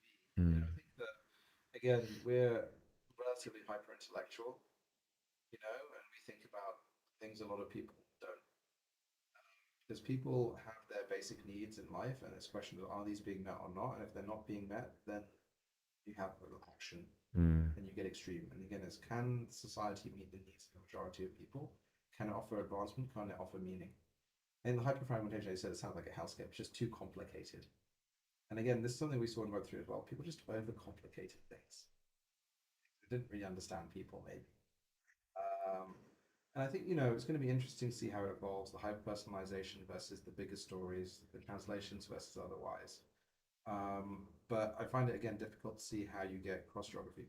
Actually, think about that. One of the things that probably is going to be interesting is what are the new cults, religions, and political movements of the next 5 to 10 years that are hyper organized utilizing AI and hyper persuasive? Or started by AI. Think, look at ISIS. They were probably the most disruptive startup in the world at one point. Mm. They borrowed a lot of these things. What does an AI enhanced movement look like? And it can be negative, it can be positive. Someone's going to take this and run with it. And that's going to organize people around the world. And it's going to be, again, echoing. And it could be techno utopian, it could be Luddite, ironically, even with this. Political parties will change, religions will change, cults will change. And it really amplifies the power of the controller of this, who tells the story. And I'm not sure, I haven't really thought about that. I'm thinking about it now because it's from a hyper personalization, but I think this is the flip side of it. I mean, this is Isaiah Berlin's conceptualization of positive and negative liberty. So, positive liberty is the freedom to believe in isms, fascism, communism, Islam, whatever, right? Whereas negative liberty was the freedom from being told what to do. So his thing was like positive ones are bad because they form these massive movements and then they tend to kill people because you have the Girardian thing of mimetic theory where you want what other people want and scapegoat. Mm. Whereas negative liberty is the freedom from being told what to do. And that led to laissez-faire capitalism and this consumerism that we saw around the world. And so maybe as people lose meaning, they'll turn back to religion. There'll be new religions. There'll be political movements. And we're not sure what those will be, but they could spread faster than anything we've ever seen. So that's probably something to watch out for within that 5 year period that you're talking about. Mm. I think that relates to this network state concept and other things. But for the people that get engaged by this, and again, we see that's largely the youth. So on the one hand, you have the youth with their AI girlfriends. On the other hand, you have the youths that want to believe in something bigger, fill the void. Who's going to step in? Yeah. And I think that there is something about not having a shared narrative that really makes me nervous. So Yuval Noah Harari talks a lot about, hey, the thing that makes humans so intriguing is that we're not only able to organized in these really large numbers. But unlike ants that have to do it in a very strict way, we can do it in a very flexible way. But we do it through these shared narratives. Now, for a long time, religion served as the thing that gave people a shared narrative. But as religion breaks apart and we get into this hyper personalization and it all begins to fragment, then you mix that with this idea that I heard from Jordan Peterson. I'm almost certain he heard it from somebody else, but this idea that everybody has to go through a messianic phase where they want to really contribute to the world. They want to feel like they matter. And they begin glomming on to all manner of things that seem good in the abstract, like climate change. But when you are glomming on to climate change as your way to save the world, you begin to get into the realm of, well, it's okay if we have to break some eggs to make the omelet. Yeah. And it rapidly devolves into Mao. So how do we, when you, I don't, you said you haven't really thought about this, but I'm super curious, at least in real time, how you think about the idea of how do we need to give people a unifying narrative? And if so, how do we go about it? We need to tell better, more positive stories about the future. And these are the stories of universal education, universal healthcare, solving the mysteries of the universe and others. So I've got a lot of, because that's hope for humanity, right? And a lot of the things that we see are dystopias because you're looking at the tiger, you're spotting it. AI is the tiger in the bush, and it's difficult to ride a tiger. But maybe that's a kind of cool picture that we can make in Stable Diffusion in 2 seconds, right? Because it does have this duality of potential outcomes. Maybe it's actually all of them. So, what are the stories that we should tell? And I think this is again part of the crisis of what is the American identity? What is the American story today? Whereby you've gone through many cycles. What do Americans believe, and what does America want it to be? I'm not sure what Americans want America to be. I'm not sure what Chinese people want China to be. I'm not sure what people want. And I think that it's difficult to think about what is your objective function, how are you going to measure your life, other things. Religion failed a lot of those kind of things, but it still does. Religion hasn't gone away. Half the world is religious, right? More probably. Like you actually look at the numbers, sure, it decreases in certain areas, particularly somewhere like America, but it's going strong around the rest of the world. And it's just growing because they have more kids, non-religious people. Maybe that fills the gap. But how will religion transform with this technology? Let me ask, do you think that the countries with religion will be the ones that propagate into the future because they have a better shared story? Well, no, because they propagate literally. They Uh, Even procreate. if that's how the story ends up pushing them I forward. think it could be, but then, what is the nature of Christianity with AI or Islam with AI? Islam's actually the one that's most affected by AI. Why? So Christianity, you and Shia Islam, you've got like popes, you've got Protestantism, you've got this. Every single one has their own structure.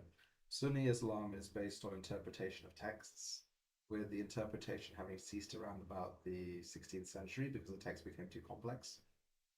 What happens when you apply AI to that Hmm. and the texts are interpretable by anyone with all the context and nuance? And there's no centralized authority in Sunni Islam, which is like a billion people. That's going to be very interesting. What does that do to Protestantism? You know, where you don't have necessarily a pope. What does religion look like when all of a sudden you have a branch that is AI enhanced to interpret texts and to tell stories that are resonant and better? Oh gosh, there's a lot to think about there, right? Does AI become a god? Well, some people are trying to build an AI god, that is AGI. You look at the statements of people trying to build AGI, they're trying to build God. Because it will bring us utopia or kill us all. This sounds very, again, Hmm. classical, right? And they have fervor.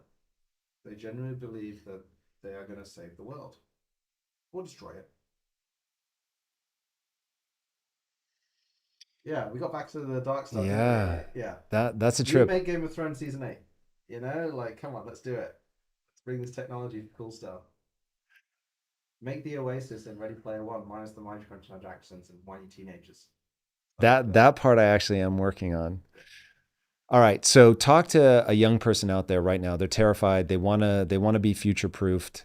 Um, what do they do? How does somebody right now Just, future proof themselves? just throw themselves into this area. There are so few people actually doing it that if you go into this area with all your might and curiosity and a generally open mind, you can actually have an effect on the future.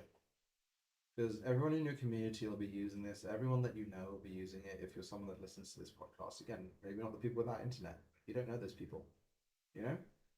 And so you become a Schelling point. You become the expert in this area ahead of everyone, because what happens is that anyone who gets into it now will have almost an unassailable advantage of people who come later. It's a kind of seniorage thing, right? Because you'll see it at the start. It is the start with the biggest change, I think, that we've ever seen. And again, think about what you're doing when you're typing in and seeing that, and think about a million of these things working. That even better.